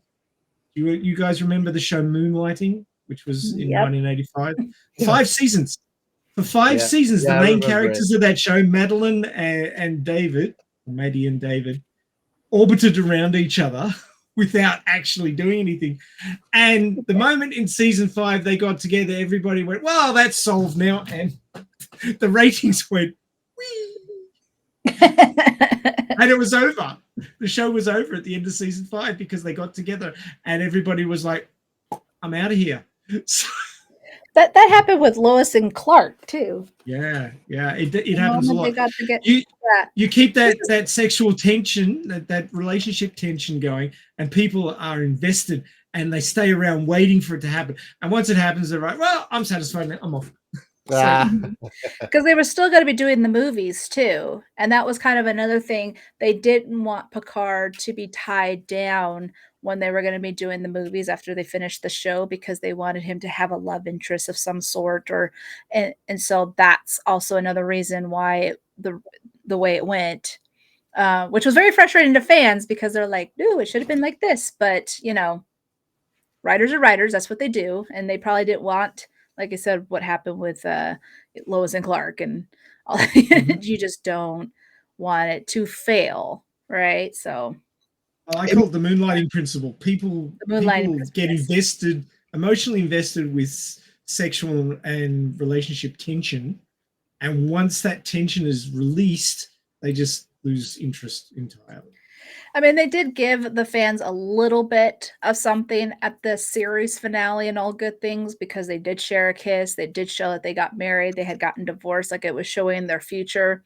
So at least they were trying to tie that relationship into a pretty little bow for us before they went into the movies, because, that timeline did end. So then it's like, oh, what's really going to happen between these two characters? Nothing happened in the movies, though, at all. But something happened apparently in Star Trek Picard. So, yeah, I was just going to say, I mean, Ray hasn't watched Picard yet, so I've watched the first season. I am biting my tongue. I haven't said anything just in case, but at least he saw the first season where he could see where, Picard just shut himself off. Yeah. So. I like the emotional warrior that he is. Yes, exactly. What I was going to mention is, and I don't think this is a spoiler of any kind for season 3, but I like how they, tied the knot. And I'm not talking about they got married. I'm talking about how they finished with a nice little bow. And I was so in. And it's one of the reasons why I enjoy season 3 of Picard. But can't wait for you to watch season 3, Ray. So we can finally. I'm curious. Oh, wow.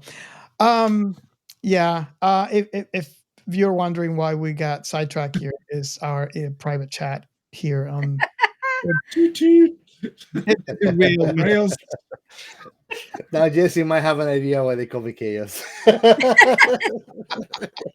already knew. What are you talking about? Why did you think I didn't bat an eye when it popped up? Oh yeah. Another question that I had, that I was wondering, and this is a conversation that came up, and there you go. If you're not watching YouTube, you'll have no idea why I paused.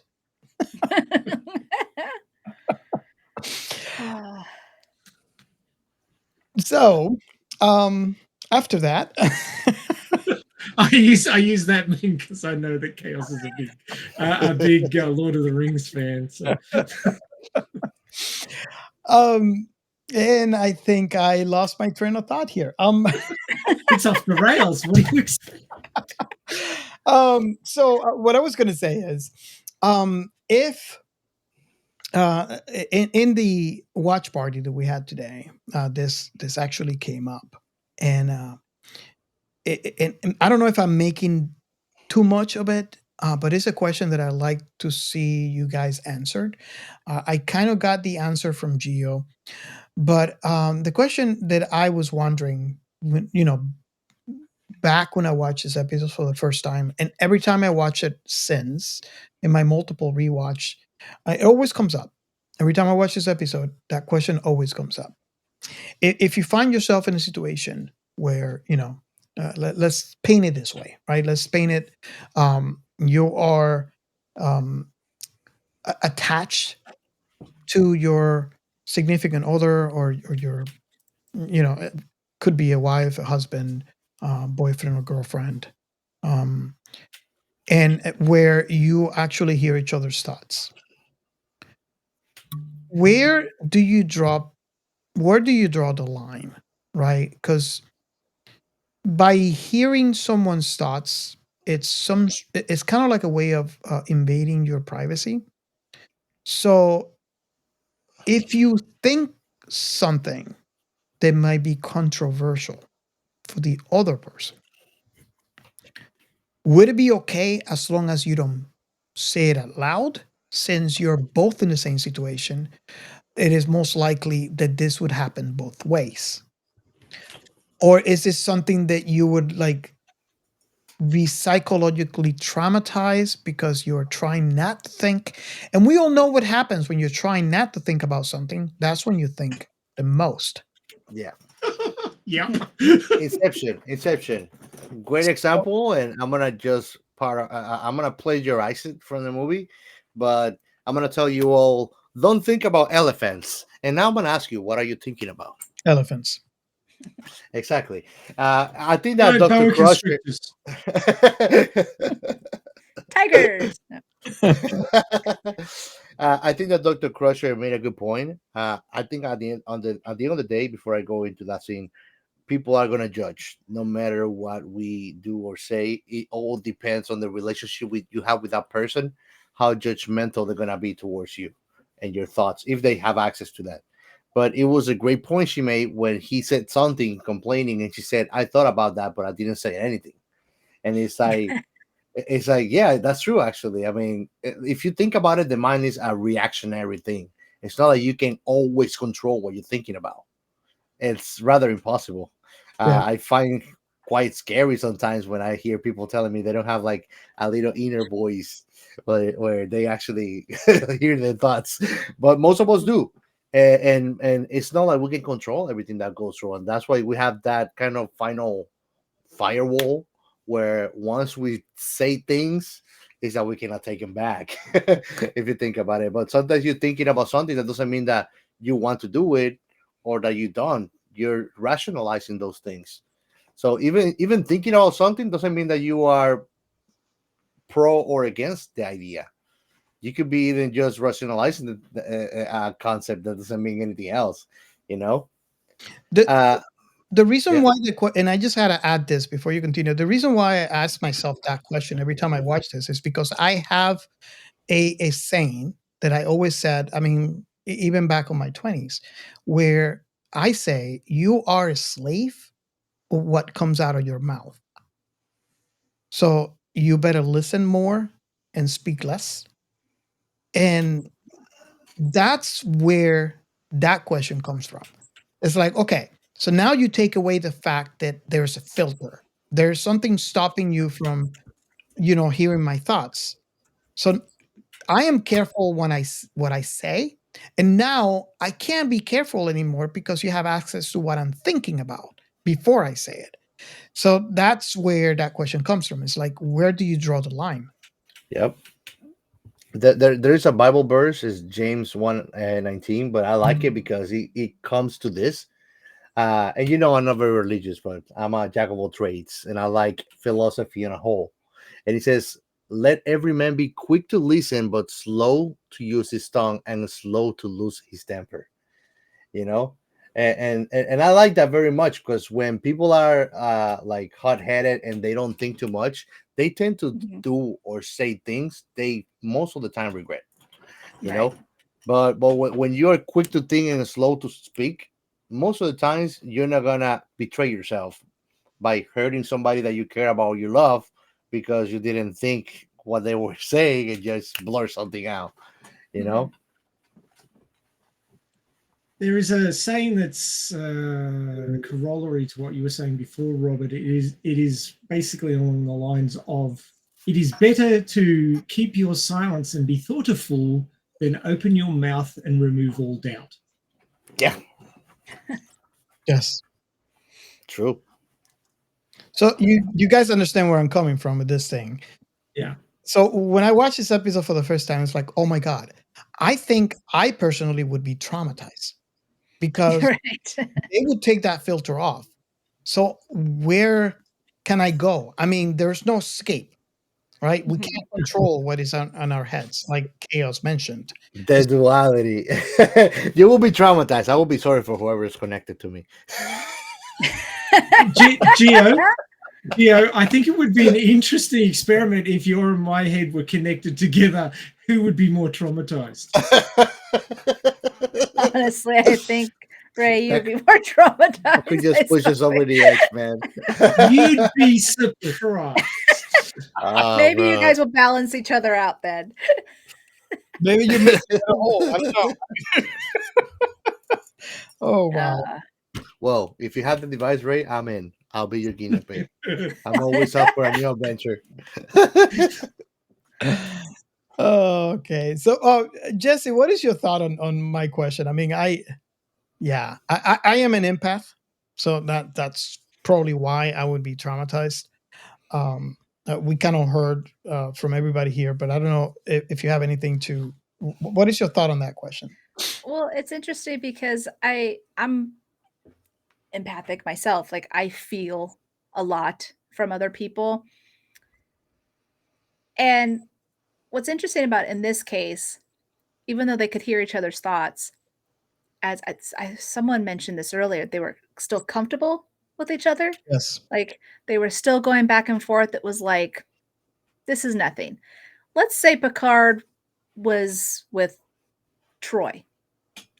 He would be more traumatized in that sense, right? Not only is that his counselor, but a friend And he's like, I really don't want her to know all this. So I think it just really depends on who the person is. I think with my husband, it would be all like, this is stuff that we're supposed to be saying and we don't, and it's probably good that we are, versus me doing it with some friend of mine or something like that, right? So it just really depends on the person that you're being attached to, pun intended. but but yeah, you know, that was one of the greatest things. As you were talking earlier, I was thinking about texting, where I, instead of me, if I'm really upset about something, I would start texting, but then I could stop myself and like erase it and rewrite it. If I was on the phone, I would just blurt it out and can't take it back. Right. So Yeah. take it away, that filter would be something that you would have to learn and try to figure out right then and there versus being able to think about it before speaking.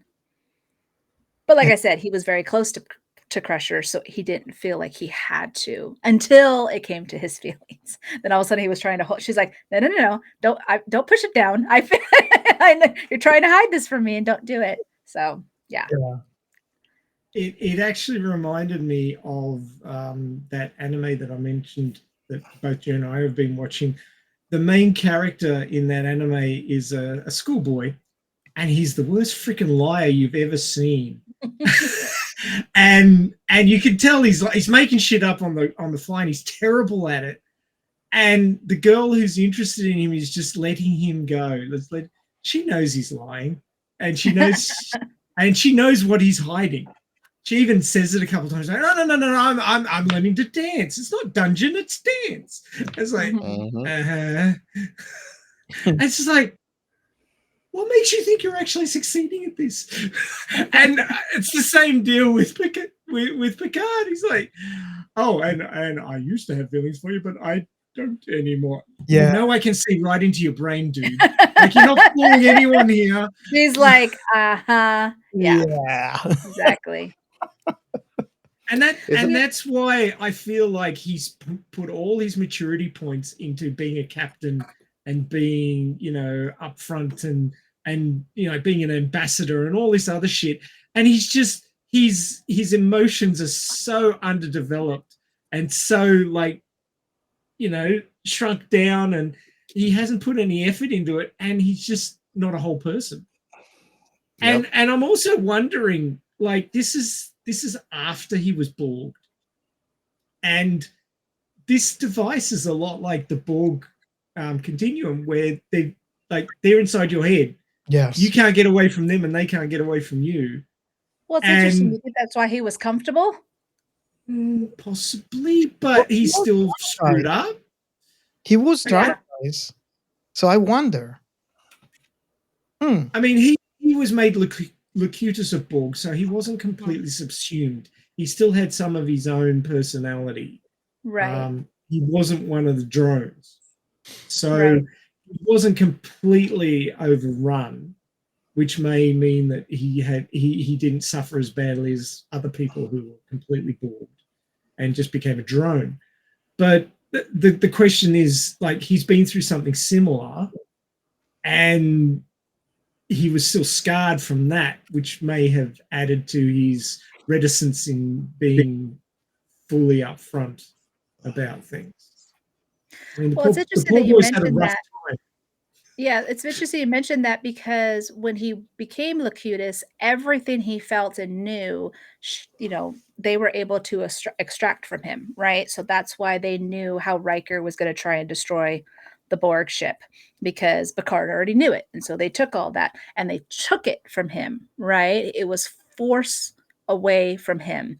In this case, I think if we kind of add the whole Borg scenario, while he's talking to Crusher at the campfire, this was a moment where he's like, I cannot have her forcibly take this, right? Like, I think he was kind of having maybe a moment there where he's just like, I have to hold this in. I can't have her feel what I'm really feeling. I can't have her understand. He was holding on to it for dear life, even though it was not the right thing to do, but maybe that might have had some reasoning behind it. And of course, we also have to remember, and kind of, well, this part's not spoilers, but Picard did not have a great relationship with his father.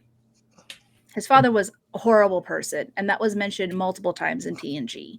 And then in season 2 of Picard, we get to find out what happened to his mom.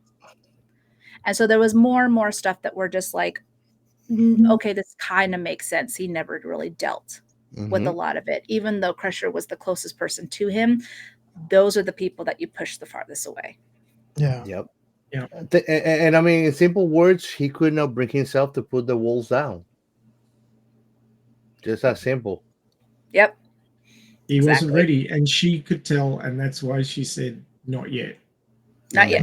And that's why I got disappointed. You were not alone. We all did. You got moonlighting blue balls, Robert. But I totally understand what Jessi says, because I mean, think about it, Robert. If it would have been for the sake of pleasing the public or whatever, or let's just do it, it could have not worked. You know, it could have been even worse.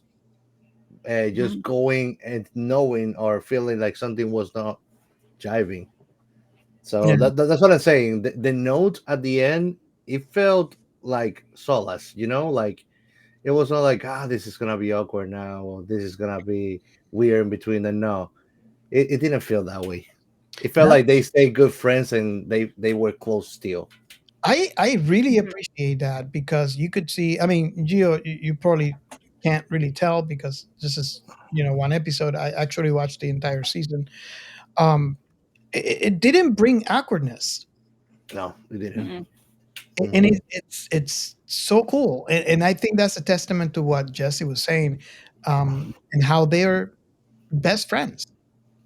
It is very easy to make to have this turn out to be awkward between friends.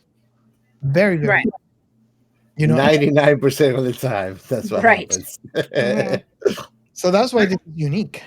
I got to say that's not an experience that I've had. None of my wives or partners or anything have been my best friends.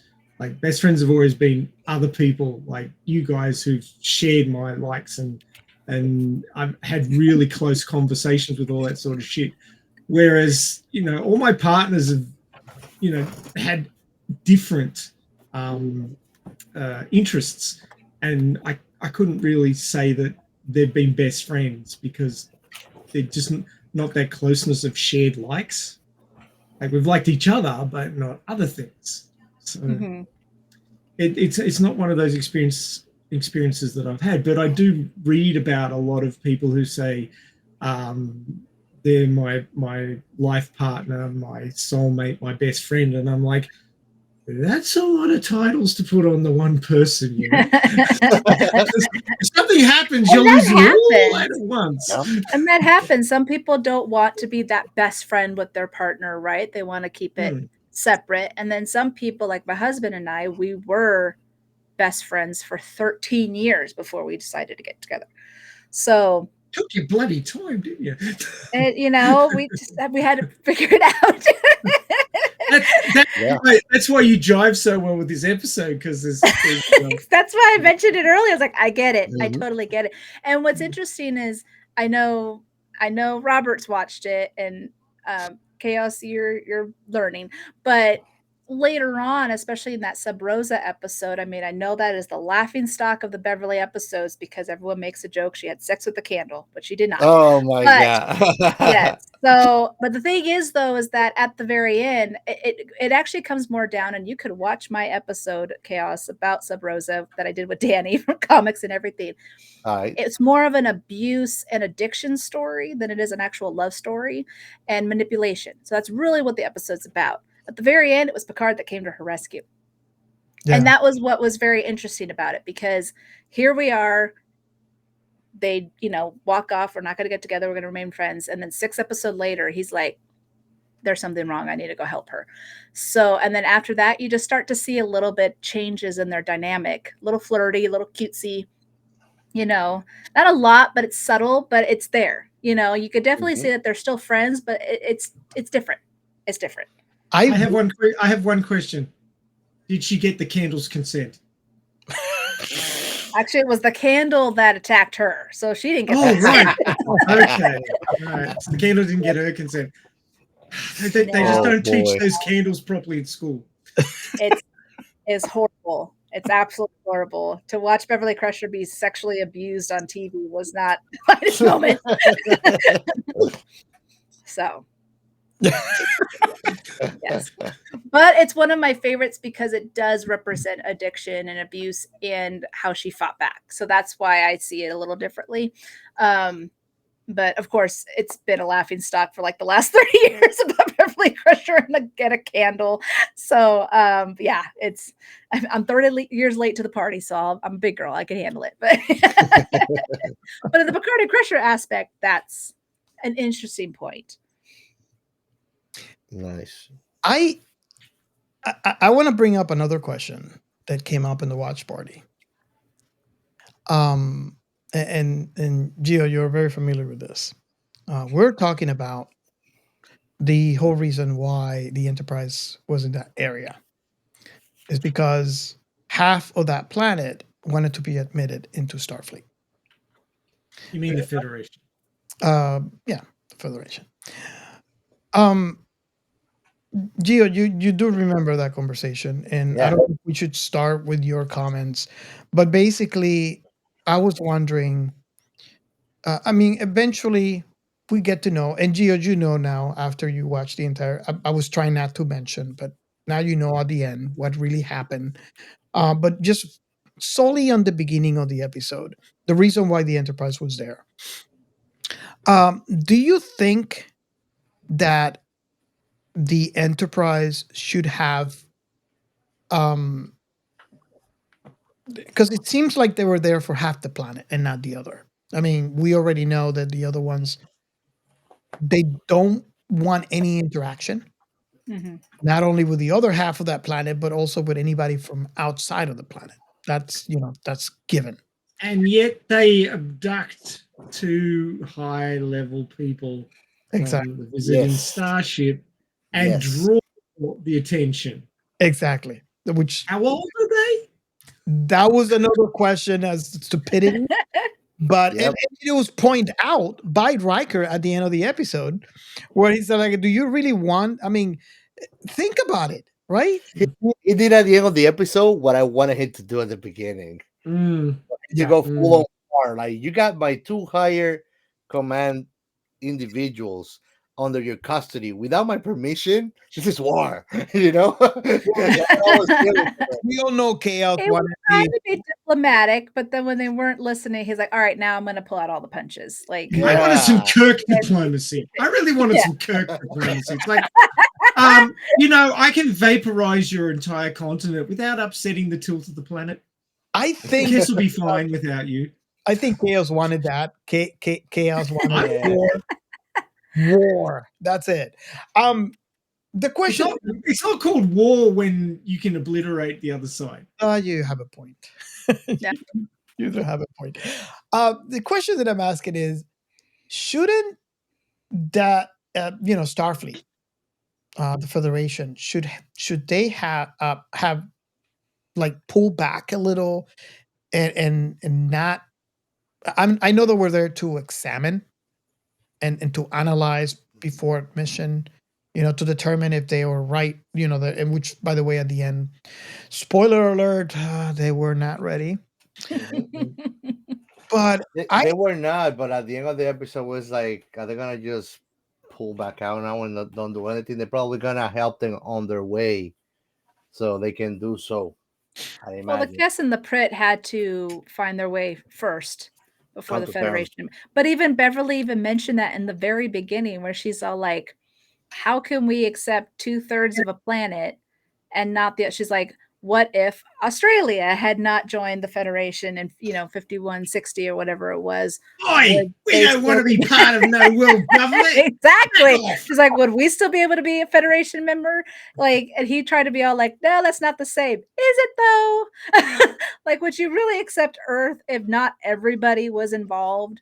So she had a point and she had questioned it. That was exactly my point. And I mean, if you watch Star Trek up to this point, you'd realize that most, planets will come in, and it's a unified front, right? Mhm. So when I watched this for the first time, I wonder, why is Starfleet, why are they doing different? I mean, I know it's not a law, right? It's not Mhm. something that it was written that they have to do, right? But it begs the question, right? If they can't get along, with themselves, say about, humans right now, Mhm. um, what gives them the right to join a federation of planets where you now have to get along with other planets?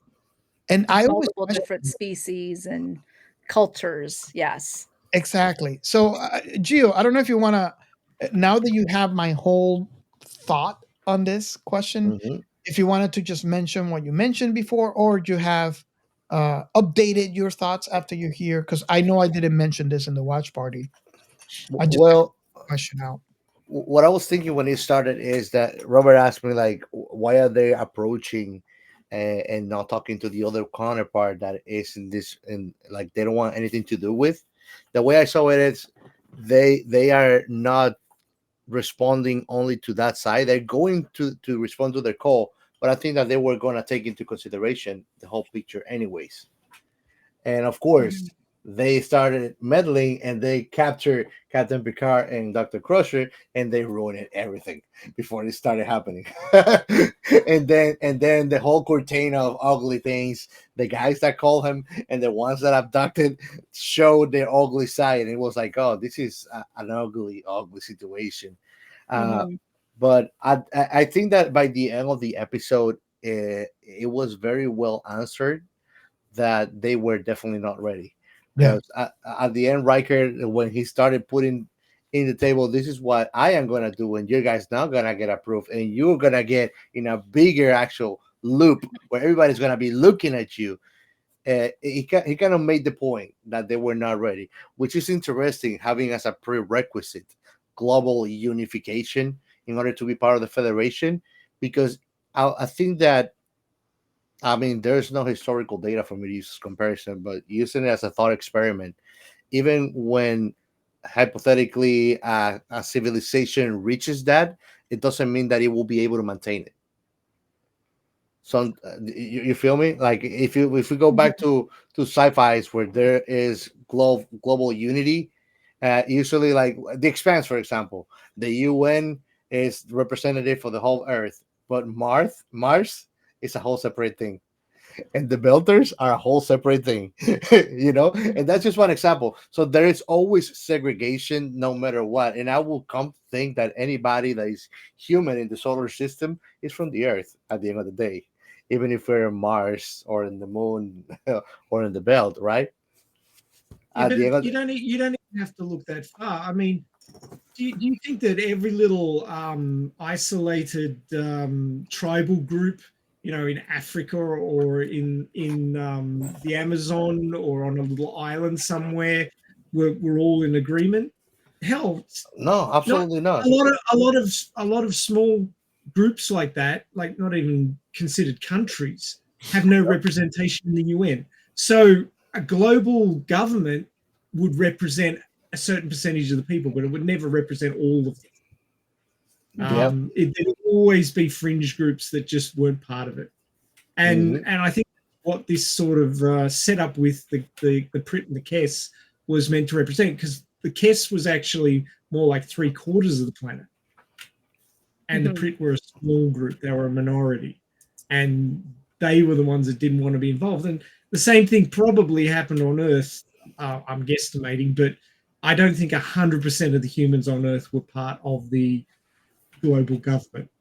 It's the majority representation.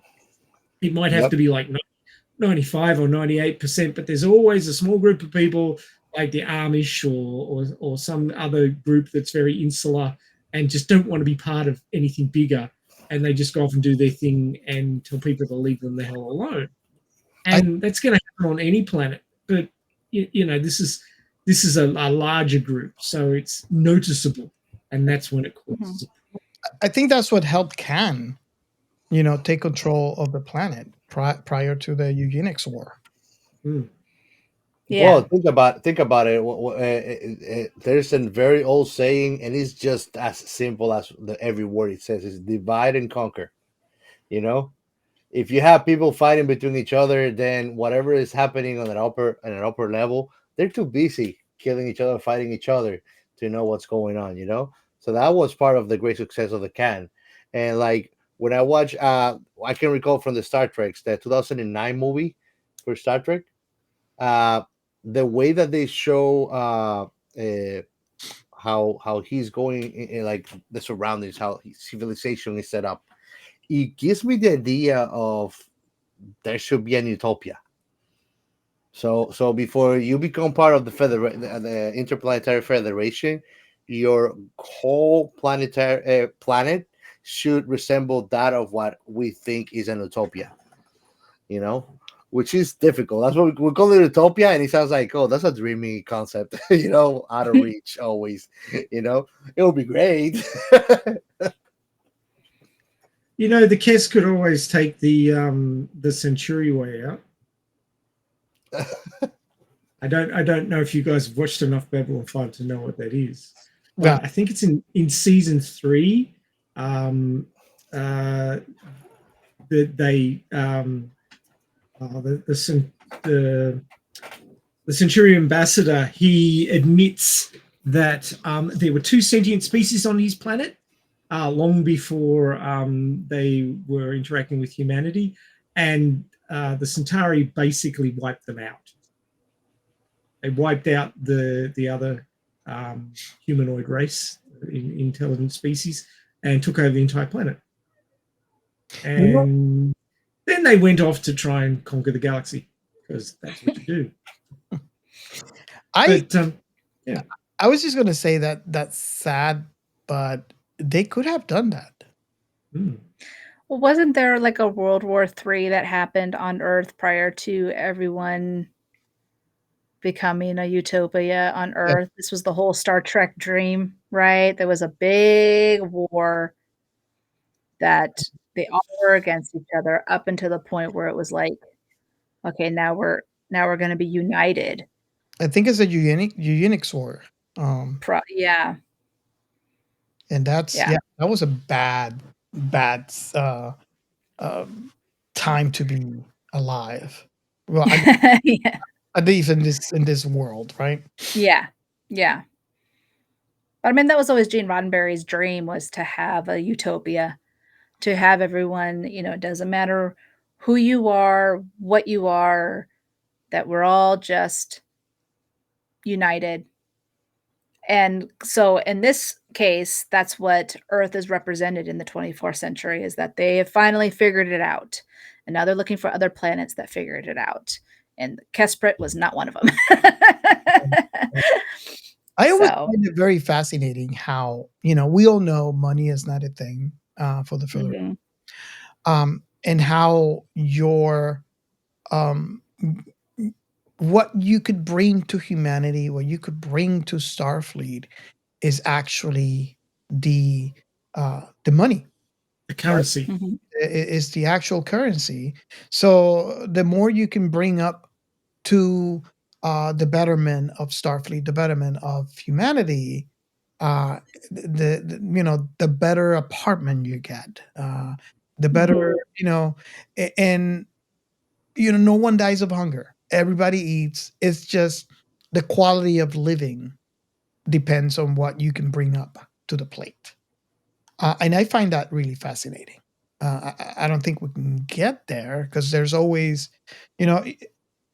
humans are interesting in the fact that there's never enough money, and you're going to do whatever you can. And if can, I'm talking about in a huge general sense here. And that's the reason why we have the situations that we have today. The wars and the crime and all the stuff is due to that human factor that unfortunately, we suffer from. You think the 1% are going to give up all that they have? Exactly. The higher you are, the higher you are, on that scale, the less you want to go down that path. Well, the more you have to lose. Exactly. So I always find that fascinating that the currency is actually your contributions to humanity, your contributions to the Federation. Because that, I think, in a way, in my mind at least, and I'd like to hear your thoughts on that, it's a recipe for a better civilization because it encourages you to, come up with ideas, bring up new concepts, make society better. And that's Meritocracy, pure meritocracy. Mhm. So what is your thought on that one? Because I always thought it was clever, and Gene, for that thought, he's in my mind, he's a god. I mean, this is something I don't think we can ever achieve, but the concept itself is like it's. I wish. That is coming from the guy that says that you should believe in human ingenuity. Yes, the pyramids were made by humans. How Not it. odd. Yet you don't think that we can achieve global unity. It's going to take a lot. Look, man, if we can make pyramids, we can do that.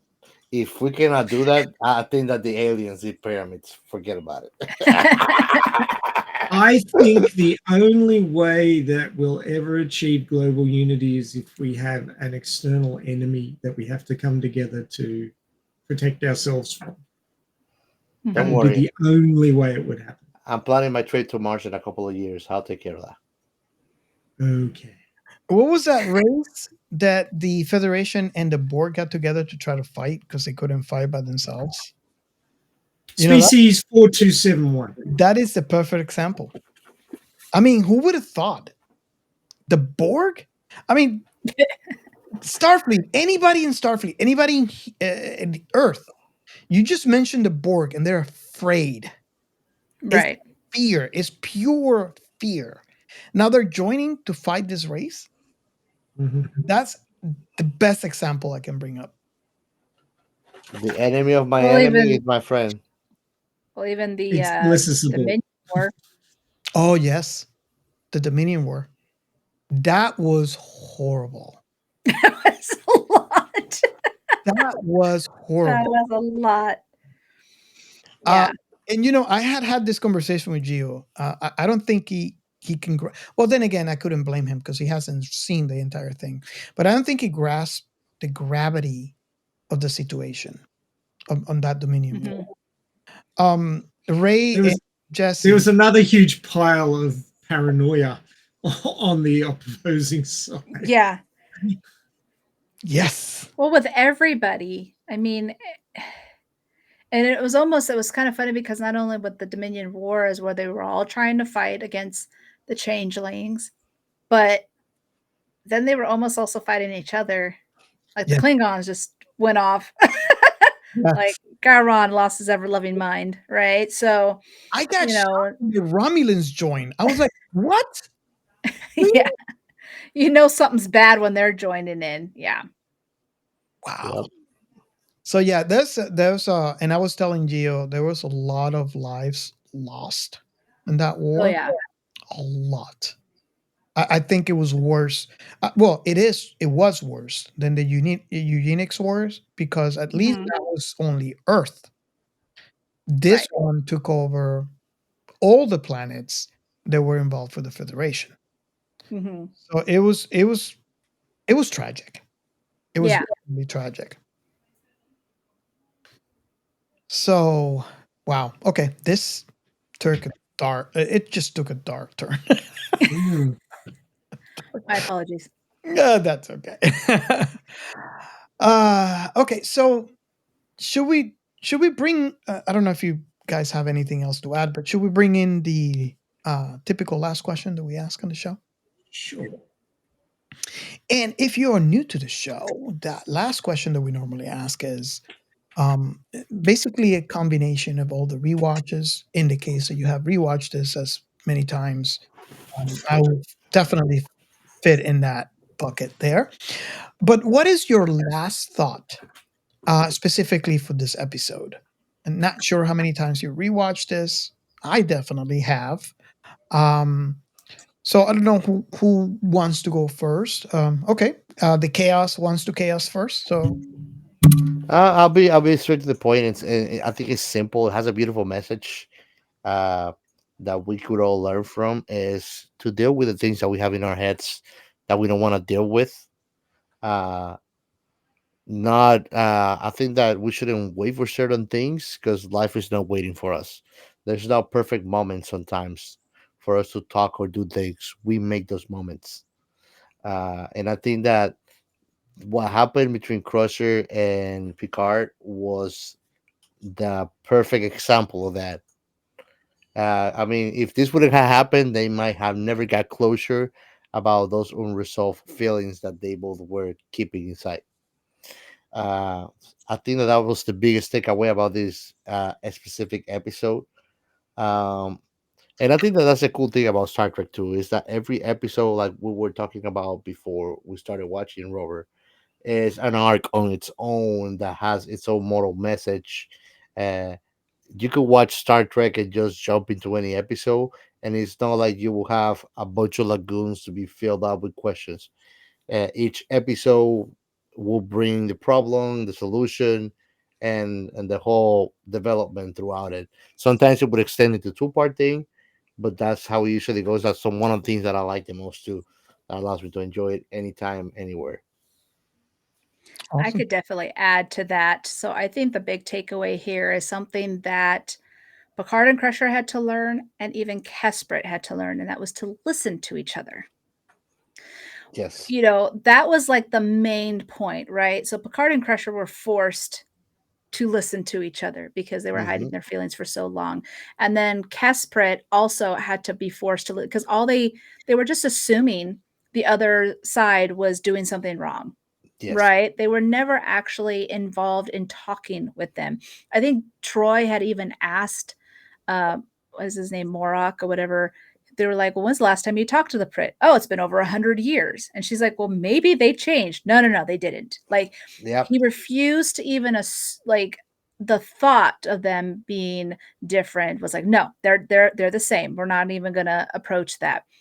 Yep. But then Riker had to force them to listen to each other because he's like, "You guys are basically doing the exact same thing, and it's not even correct, right? You're assuming the wrong thing, and you're basing your ideas off of that assumption." And Picard Hmm. and Crusher had to be forced in order to deal with their feelings and their emotions and how to proceed from that. So the big takeaway here is just communicate and listen to each other. Agreed. Agreed. Okay, so it's up to us. The old farts time. Right. You could go, Ray, if you like. Alrighty. So I agree with pretty much everything that's been said so far. It is at the same time a standard slab of Star Trek Next Gen, and also a very complicated and somewhat overblown in some parts situation to get certain things to happen, which was the part that sort of bugged me a little bit. People's emotions are always complicated. People carry around a lot of baggage, and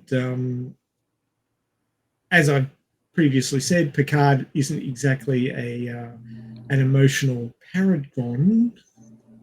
So he still has a lot of things to work out. He's a great captain. He's a great ambassador. He sucks at his person. But this is usually what happens. People excel in certain areas and really suck in others. And of course, he's been a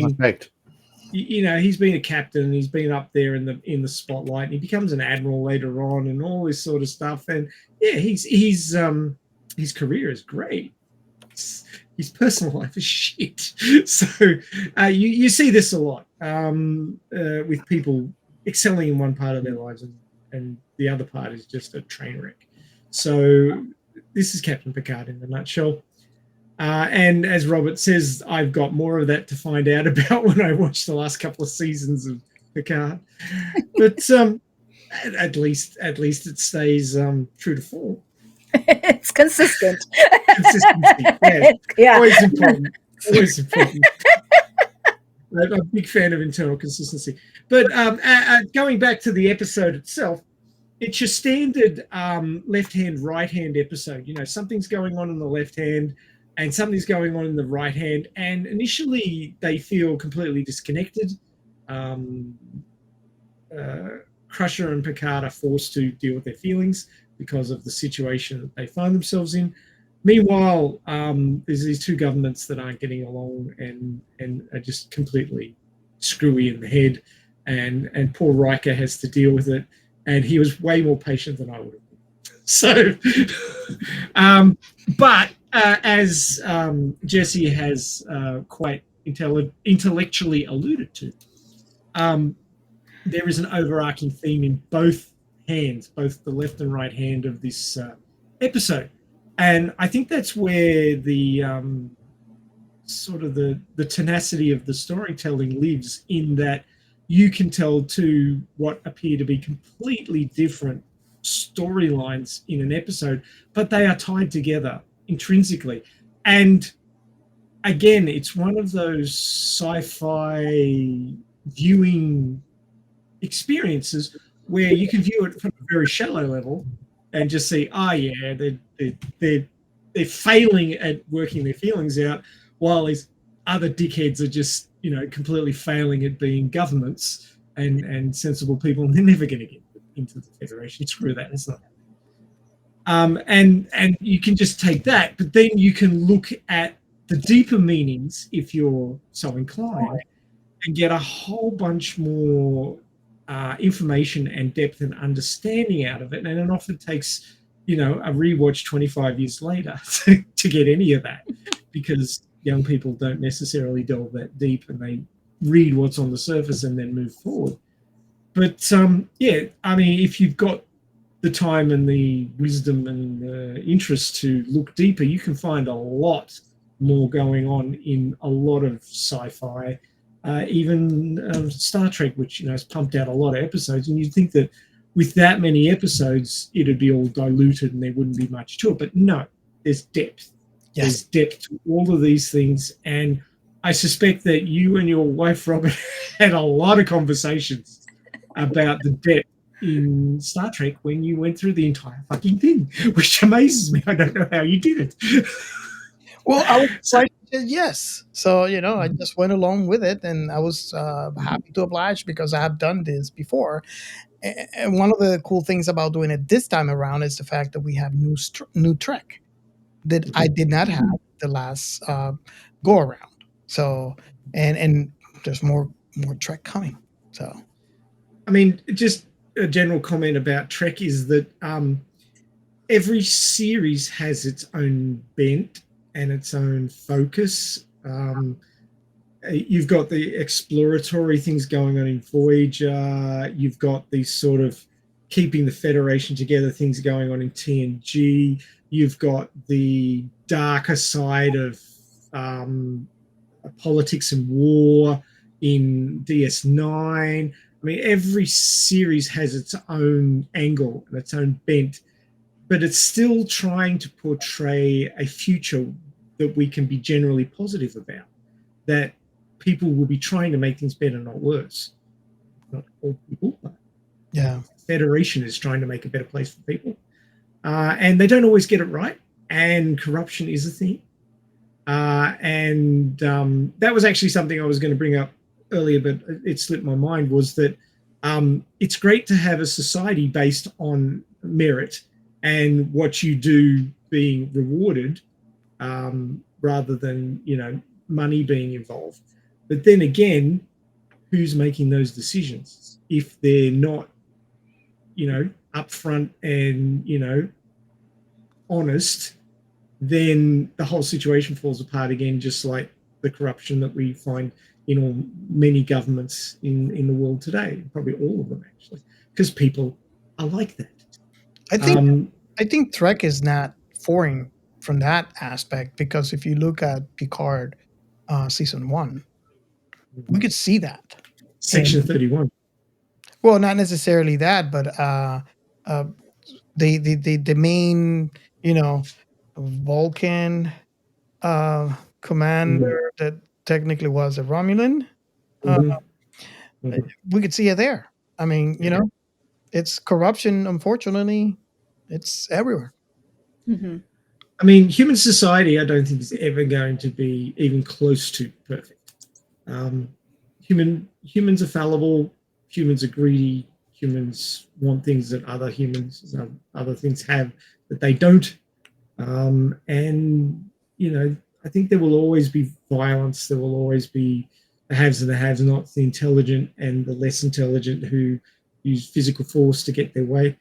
But I do really appreciate Trek in that it attempts to portray a future that isn't all dystopia and downhill to destruction. Yeah. That the future has a possibility of being interesting and less than horrible, which I appreciate because there's so many sci-fi out there, like The Road, where things are horrible, and I don't want that. I want things to go nicely, and of course, I won't get to see it because this is hundreds of years in the future. But I would like to hope that humanity goes onwards and upwards rather than down into the sump of hell. So yeah, I mean, just jumping back to this episode, it was very Trek. It had the left hand, right hand approach. There was, the serious aspects, the funny aspects. It looked like things were going to progress, but then it pulled back again because that's how you keep people engaged. So you can't really fault them for that because, if you give people everything they want in the first episode, then there's nothing else for them to stick around for. So that's not going to happen. But yeah, I mean, it's a good episode. It's also a bit cheesy. It's 90s sci-fi, so you can't expect a huge amount of cutting edge. It's not 30 years cheesy. later. It's campy. I felt some cheese there, especially with all of the with all the plasma ball. That was cheesy. Oh, I'm a cheese connoisseur myself, but yeah, I mean, is it a perfect episode? No. Is it a functional episode that provided something to the narrative for the season? Yes, definitely. And you wouldn't watch a single episode and go, well, that's Star Trek. You would watch season after season and get a proper grasp on the narrative, the storytelling, and the sort of angle that particular series is taking. And I do think that Trek is a great sci-fi series. I think that it's really got its place. I'm surprised we haven't covered TNG earlier because Second. It's the second time. Measure of the Man was in season 1. Oh, that's right. Yeah. Well, I wasn't involved in. But you never asked me what my favorite episode was. What's your favorite episode? Tomorrow's Enterprise. Yes. That is my favorite episode. I saw it at a convention before it was aired. I feel so. I can't remember if I saw like part of it or the whole thing, but it just blew me away. And I'd love to cover that episode if we can at some point. If you said, give me an episode of Next Gen that you want to cover, I'd say Yesterday's Enterprise. So bang, done. Let's add it to Notion. I'd be happy. That also was a script from a fan that put that in there as well. Nice. Okay, so I guess, is it my turn now? Yes, sure is. And that's the bad thing about going last is because I had to agree with everything that was said here. This episode it is very unique to me, at least in the fact that I had those emotions as I alluded earlier, where I thought I was going to get something and it's not what I actually got, but there's a reason why I didn't get the thing that I did want in the first place. So, if you watch Trek, you probably have gotten to this episode. If you have not watched TNG, um, I want to say this for Star Trek, and this is something that very own Captain Chaos has mentioned, so I'm going to echo this. That's one of the things that I like about Trek in general, is that although I have watched this in order many times, you could actually pick an episode randomly, and you're not going to be lost. Granted, you'll have questions like my wife had, as far as where they're referencing this from, but that does not take away from the enjoyment of watching the episodes by themselves.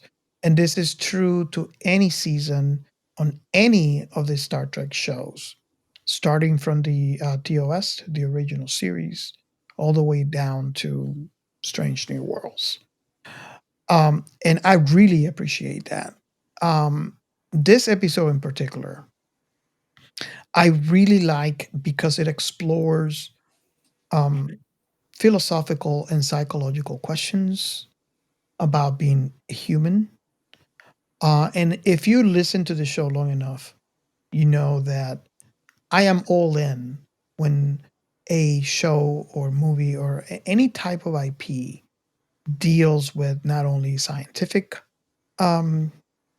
questions, but also philosophical and psychological questions. Um, that being said, you can watch this and just like Ray mentioned, just look through the surface throughout the entire episode and you'll still enjoy it. But it's multifaceted, right? So you could watch it that way, or you could watch it for the deeper meanings, and it's just as enjoyable. Like I said at the beginning of this episode, I really enjoyed this episode. Granted, that might not mean much from someone that likes the entire Trek, but it is. Ice much? Huh? Ice much? Yeah.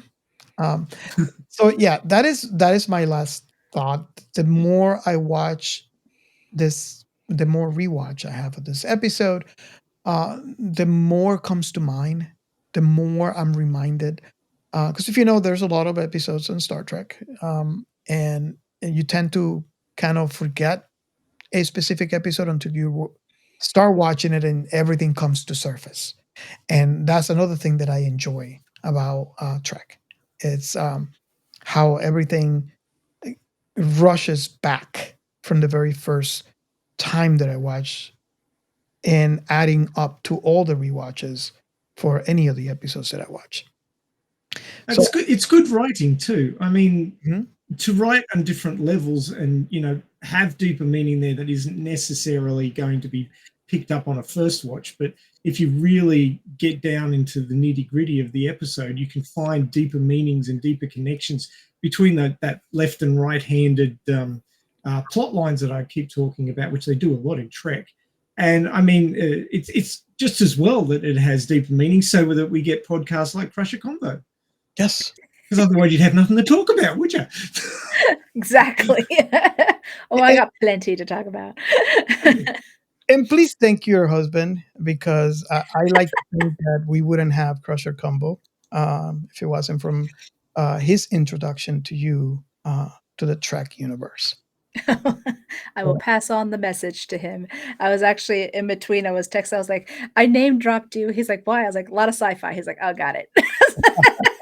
He's like, okay, I get it. Get him on our Discord. Yes, he's really going to enjoy it. He doesn't do any social media. Like, he doesn't do any social media. The only thing he does is like watch YouTube videos. So he'll like introduce him to this, or I know he was into Mega 64. And so yeah, that's pretty much it. But when it comes to socials, no idea. So that's why I'm the one. I do the socials. I'm like, this is what's going on. He's like, okay. But I'll try. I'll do my best. I'll try. If he can get me into Star Trek, I guess I can get him into Discord. Exactly. He owes you one. Exactly, right? Awesome. Okay, so can we, and I guess this is a question more to Ray here, can we get into the next segment? Can we? We can try. Because I can press the button if we're ready. Go on, Christopher. You know you want to. And sci-fi. Why do you keep giving me these really difficult episodes of this? Trying to find some science is like, this is pain. Yes, and for all of you out there who might not be aware of this, we were having this conversation pre-show. Yeah. We should have recorded that pre-show. I was laughing way too much. There was a lot of laughter, yes. I mean, we were laughing before we got started because of the notes that were going into the notion. So funny. Oh, nice. So obviously, if you think about what was happening in this episode and then try and link it to modern or at least recent science breakthroughs and stuff that we're working on, we'll have it real soon now. You can look at Elon Musk's Neuralink, where he's working on brain-to-machine interfaces for people who are disabled and need to operate their cybernetic bits without having to have some sort of physical way of operating them, just using the outputs from their brain. And of course, that's been something that's been the bugbear of the idea of cybernetics for a very long time, is the actual interface between the nerves of a person and cybernetic implants. And that's the bit that they've really got to crack before it's going to move along particularly well. We can build robotic arms and robotic legs and all sorts of stuff like that. Actually, getting your brain to interface with them is the hard part. So if you're going to be able to interface between a brain and a machine, it's not too much of a stretch to go from one brain to another. So the thought there is that eventually it may end up that Neuralink or something similar will enable two people's brains to connect. Now, as you probably gathered from the conversation that we've had over the last 2.5 hours, that it may not be such a great idea to get two people's brains together and remove that filter that theoretically sits between the brain and the mouth, because everybody has a private mental side that they may not necessarily want to share, and they'd have to really trust the other person before they shared everything that was going on in their head, because from the inane to the kinky to whatever the hell else is going on in your head at the time, you may not want it to be known by other people. So she heard his dreams, so just saying. And she didn't allude to what they were. She just said they were interesting. So yeah, very flirtatious, if I might add. I can't be blamed for what I think about when I'm asleep. It's like, what about when you're awake? What? She's a woman, of course she can blame you for that. She can blame you for anything. But she even said, but what about if you're awake? So she was thinking about it. I'm just saying. Gotcha. All things considered. I mean, pretty much, I would say 99% of the problems that people have in relationships is because they don't communicate properly. Yes.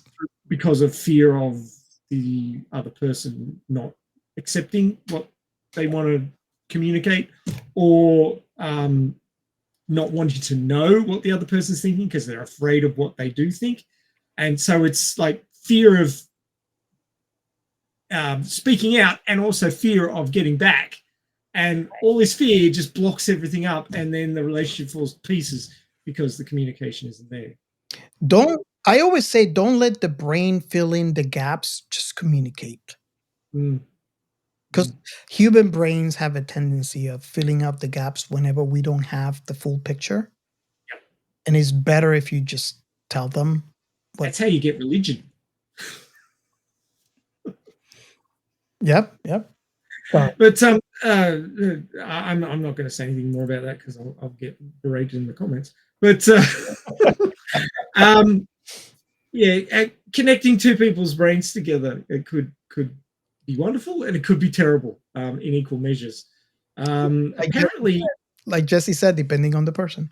Exactly. But apparently in 2013, researchers at the University of Washington demonstrated a direct brain-to-brain interface between two humans, allowing one person to control the hand movements of another using thought alone. Wow. This is coming from ChatGPT, so I don't have the reference. I don't know the details. I would have to look that up and double check that is actually what happened, because if you don't know much about AI, as we call them at the moment, which is large language models, they do this thing sometimes called hallucinate, which is basically the same thing as what Robert said just before about the human brain filling things in when they don't have the information. Exactly. AI do it too, and it's often ridiculously wrong. So I would have to look into that. I didn't have time because that was just dumped in the notes just before we kicked off. But I'd take that one with a grain of salt. I'm not entirely sure that. I posted an article there in the chat. Okay, I'll have a read of that later. It's coming from nature.com, scientific reports. But always get references and always read them carefully, because one person's take on something when they've skimmed it may be completely different from what was actually intended. So yeah, just be real careful about that stuff. And just sort of to wrap up that point, is there's an old saying, assume makes an ass out of you and me. Yeah. And that's how you spell assume. I don't know if that's the article, is it? That's why I like to assume when it comes to you and me, Ray. You just like my ass. That's all there is to it. I don't know if you can see what I'm sharing, but this is kind of like an image from the article from nature.com. And that's how they did it. And it shows the there was a number of computers in between, so yes. Yeah. I wonder if any cat videos got in there. I just wonder. They looked into my browser history.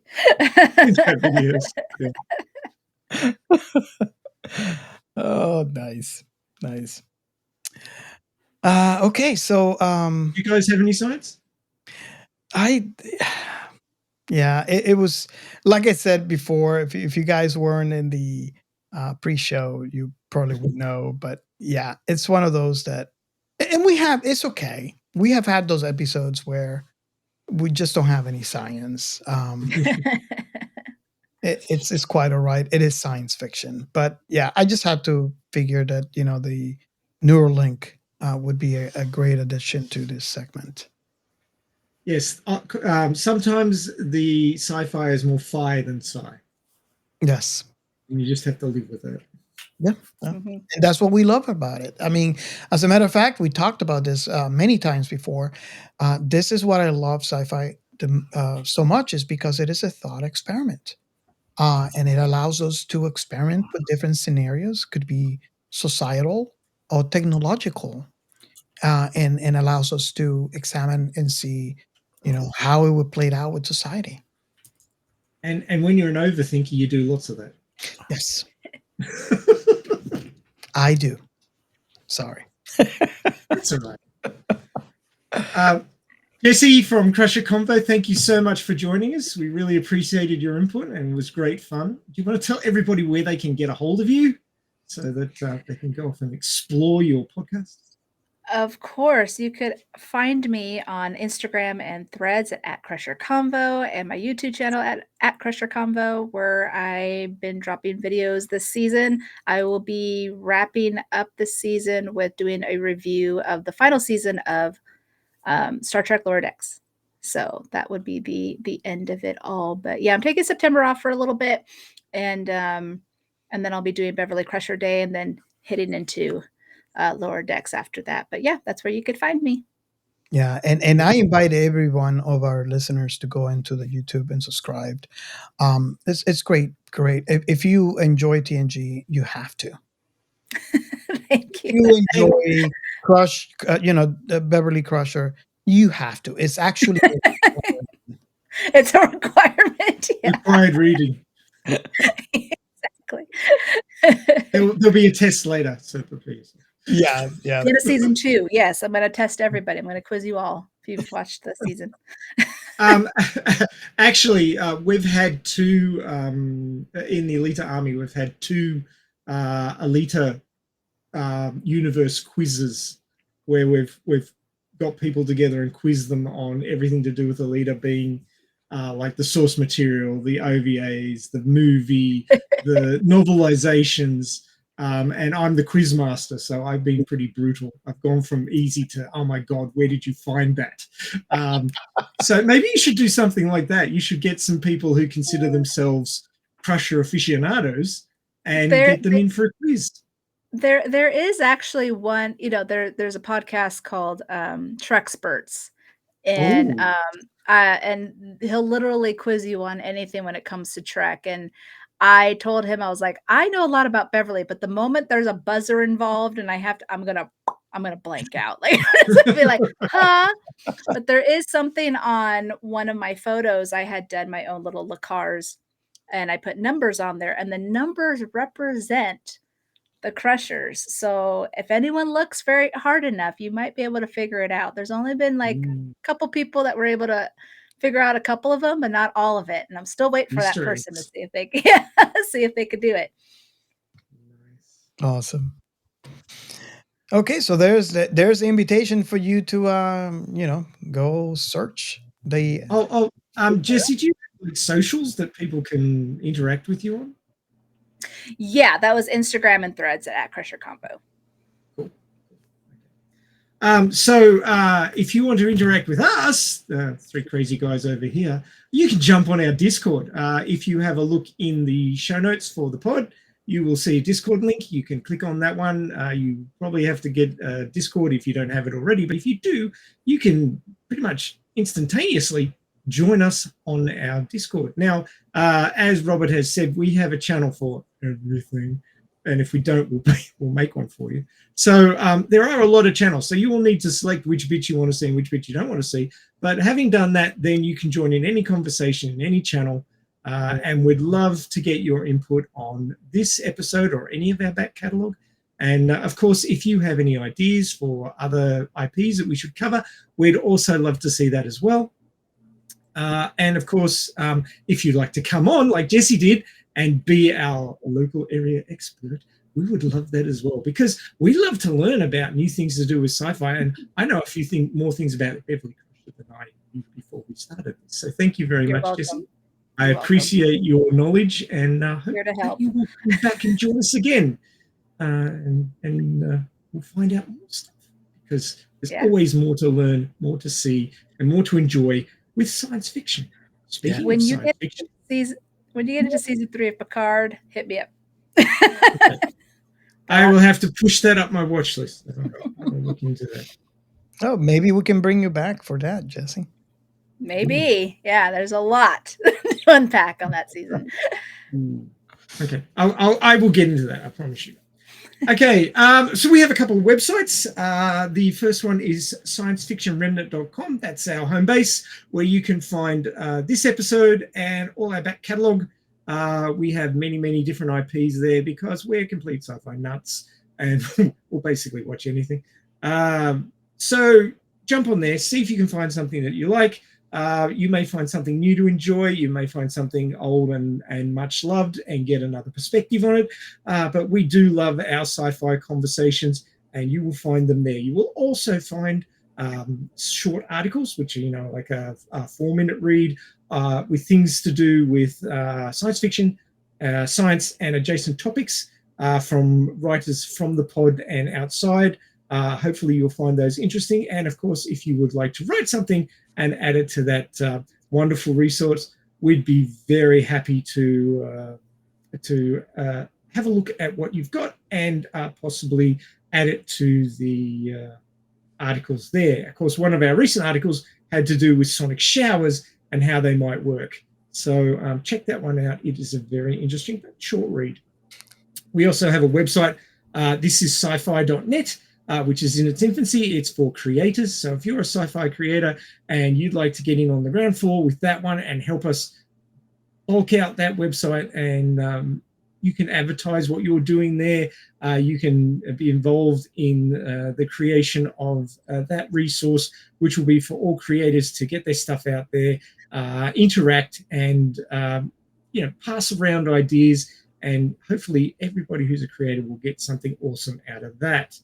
We do have a Patreon, also in its infancy, but if you would like to join that, you can be in on the ground floor and you can help us decide what we will give you as rewards for being our Patreons. So you can have a say in that.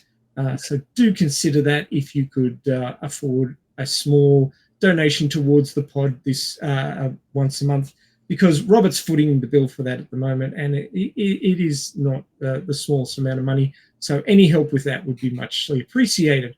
Of course, if you find in these current economic times that giving something every month is a bit too much, there's an option for a one-off buy me a coffee, which you can throw a few dollars into there to help the podcast. Hopefully you're getting enough out of that. Do you think it's worthwhile to help us out as well? We would greatly appreciate that.